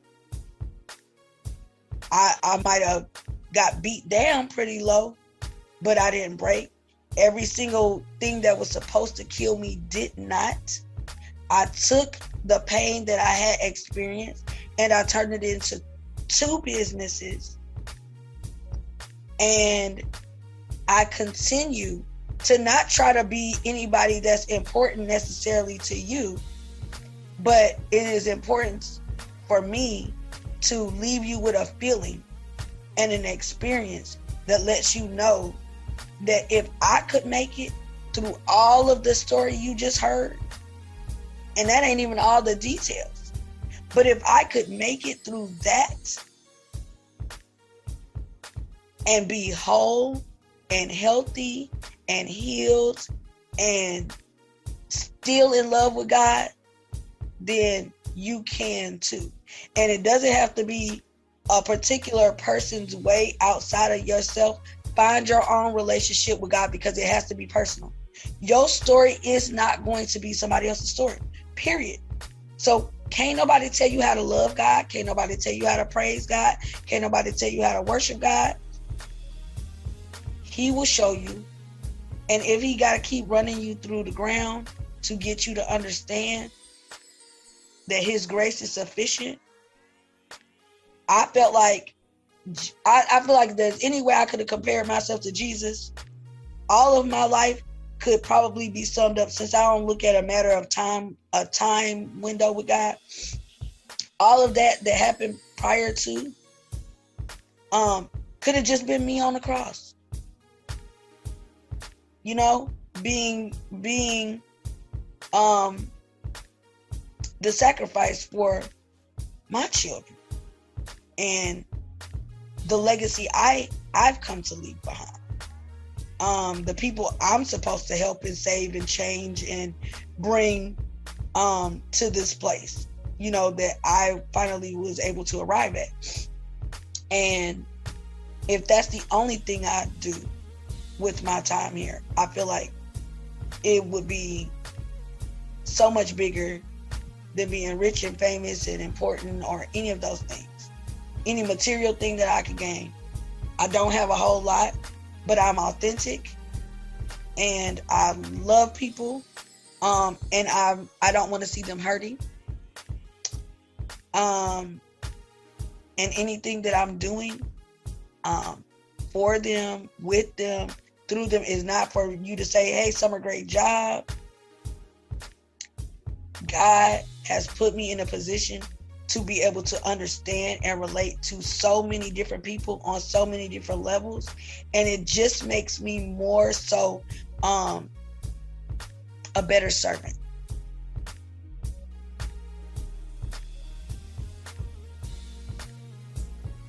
And that's it. Since I don't know whether I want to give you a hug or just throw my shoe at you.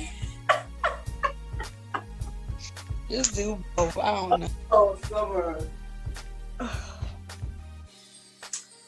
Well, listen, all I can say is thank you so much for sharing your testimony today. I'm not finna see this one. I can't do this with y'all, man. You get emotional. I'm sorry. It's fine. I mean, cause I don't even know what, like, okay, I'm trying to say thank you for sharing your testimony. because at the end of the day, we don't know who's going to see this. We don't know who's going to watch this. But I just really feel like that if they like me, listen to your whole testimony, that, you know, there's a lot of gems that was dropped. There's a lot of highs and lows, yes, but at the end of the day, for you to be in the place that you are now, and like you said, still be in love with God and everything like that, that's a beautiful, beautiful, beautiful testimony. And your life is not over, sis. Like, she ain't even told y'all about the degree she got. She ain't even told y'all about all the other blessings that she's even encountered, maybe even over the past few months or whatever the case is, over the past year or whatever. So, I'm just, like I said, I tell you all the time, though. I mean, you know, I've seen the growth in the little times that I've known you, you know, and the changes and things like that. Now, obviously, you know, I didn't probably know all the details of different stuff, but, you know, that's why when I see you win and I see, like, you know, put your love into your businesses and your art and everything like that, I'm just like, man, I'm so happy, or man, I'm so proud, or man, you know, just try to celebrate you or whatever, just to let you know, like, yo, somebody sees that, you know, what you're doing. And so, but anyway, we ain't gotta, okay, well, I was just, okay, so what happened was, what ran through my mind is like, more about me.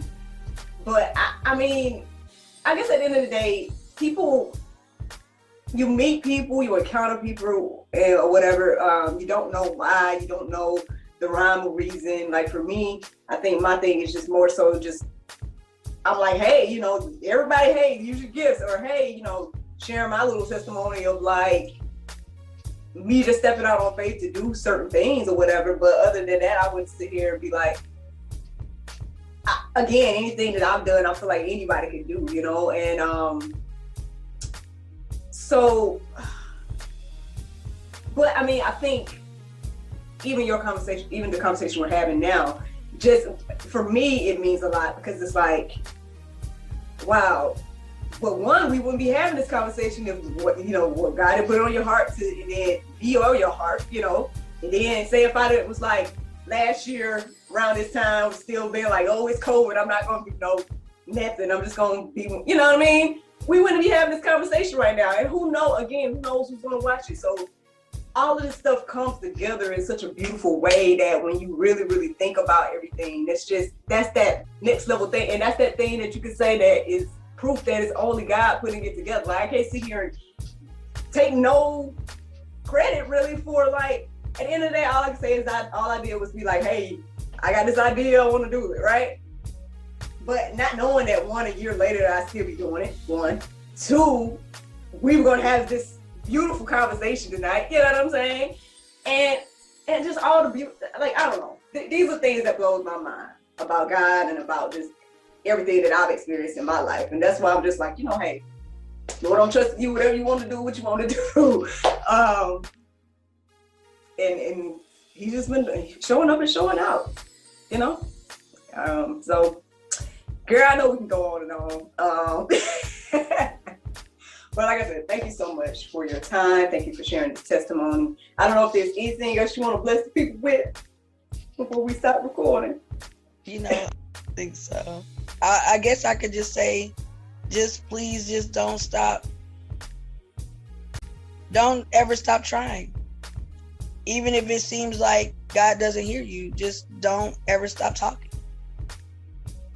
It's just important to keep speaking it, because whether you think that God's voice should be a loud voice in your ear, or I don't know how you expect it to come to you, but if it came to you in your thoughts, in your voice, it's God. And just trust that. Trust your intuition that God left you a comforter.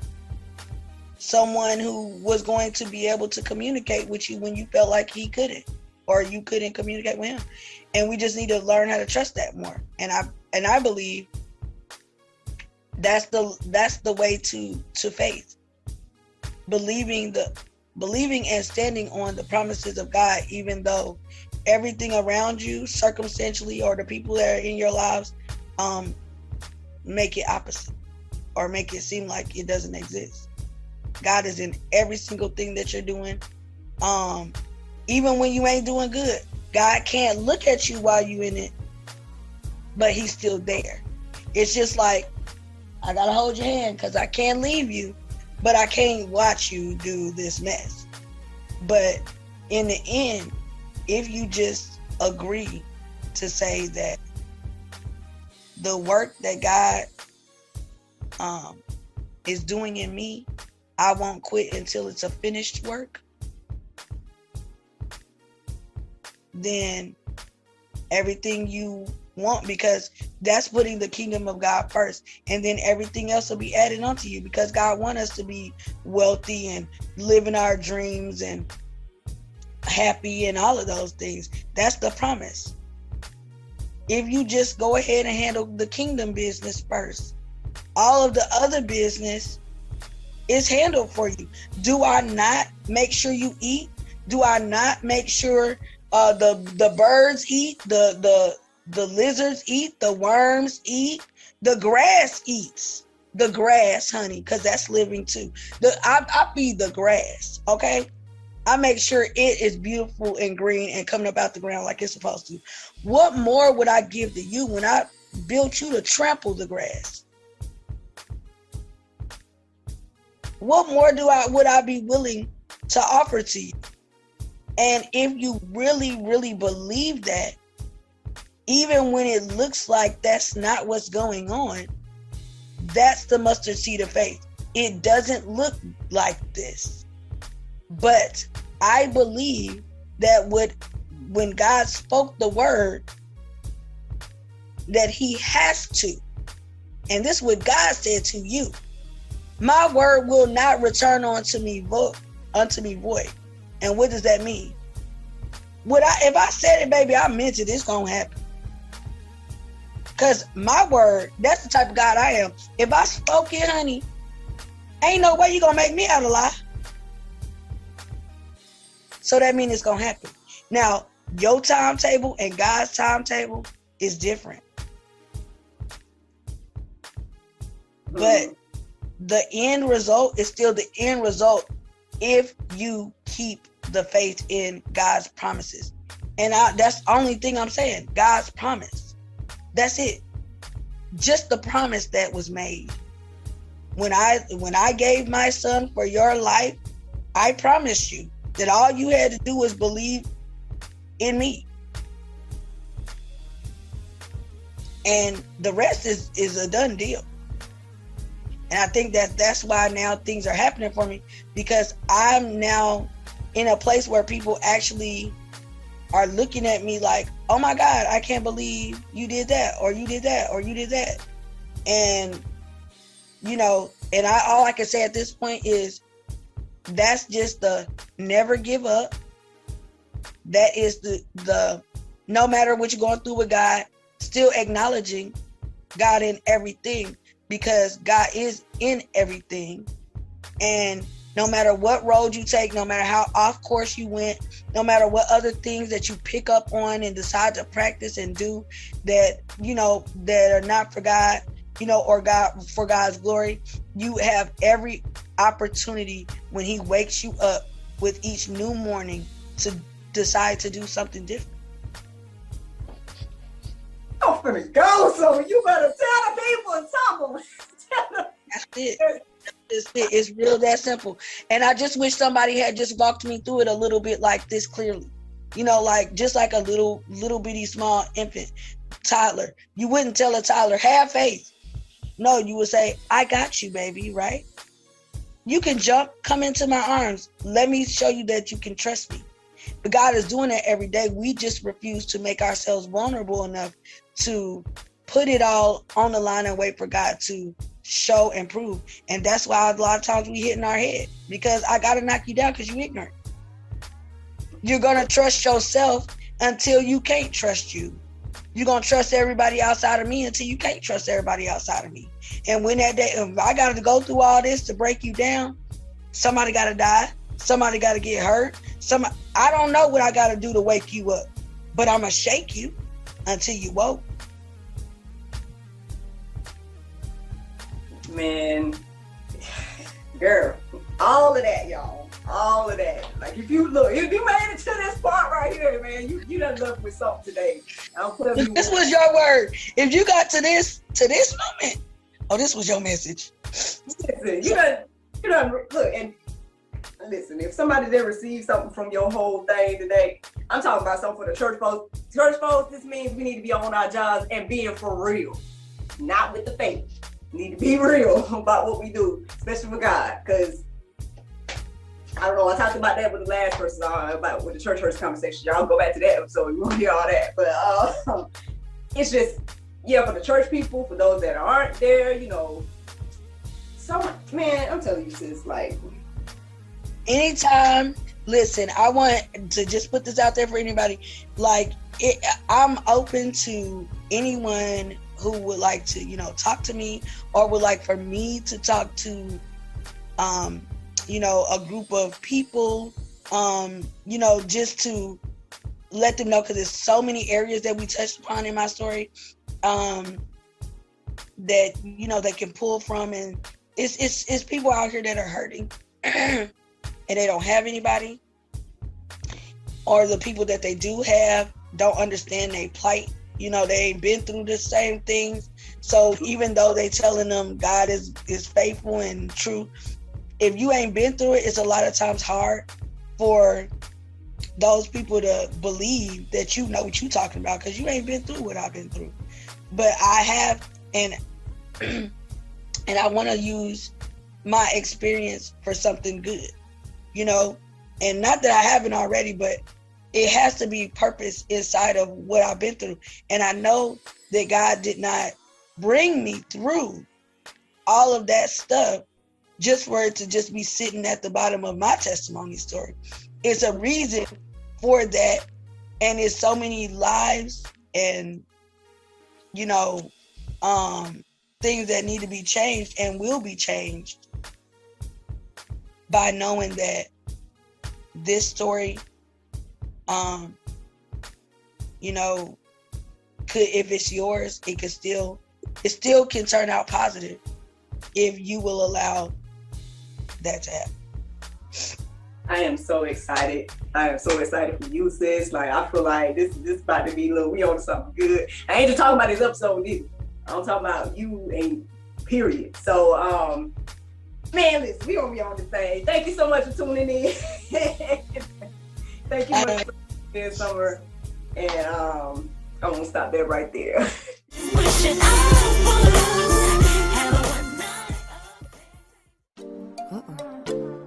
There's no time to get my nails done.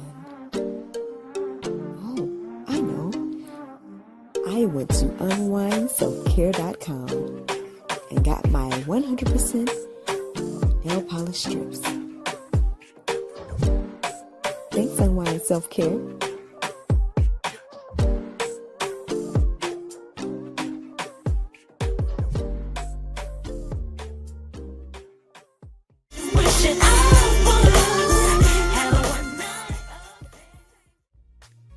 Thank you so much for watching God, Sex, and Love. And thank you to Miss Summer Sims for joining me tonight.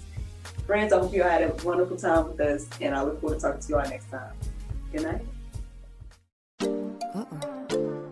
There's no time to get my nails done.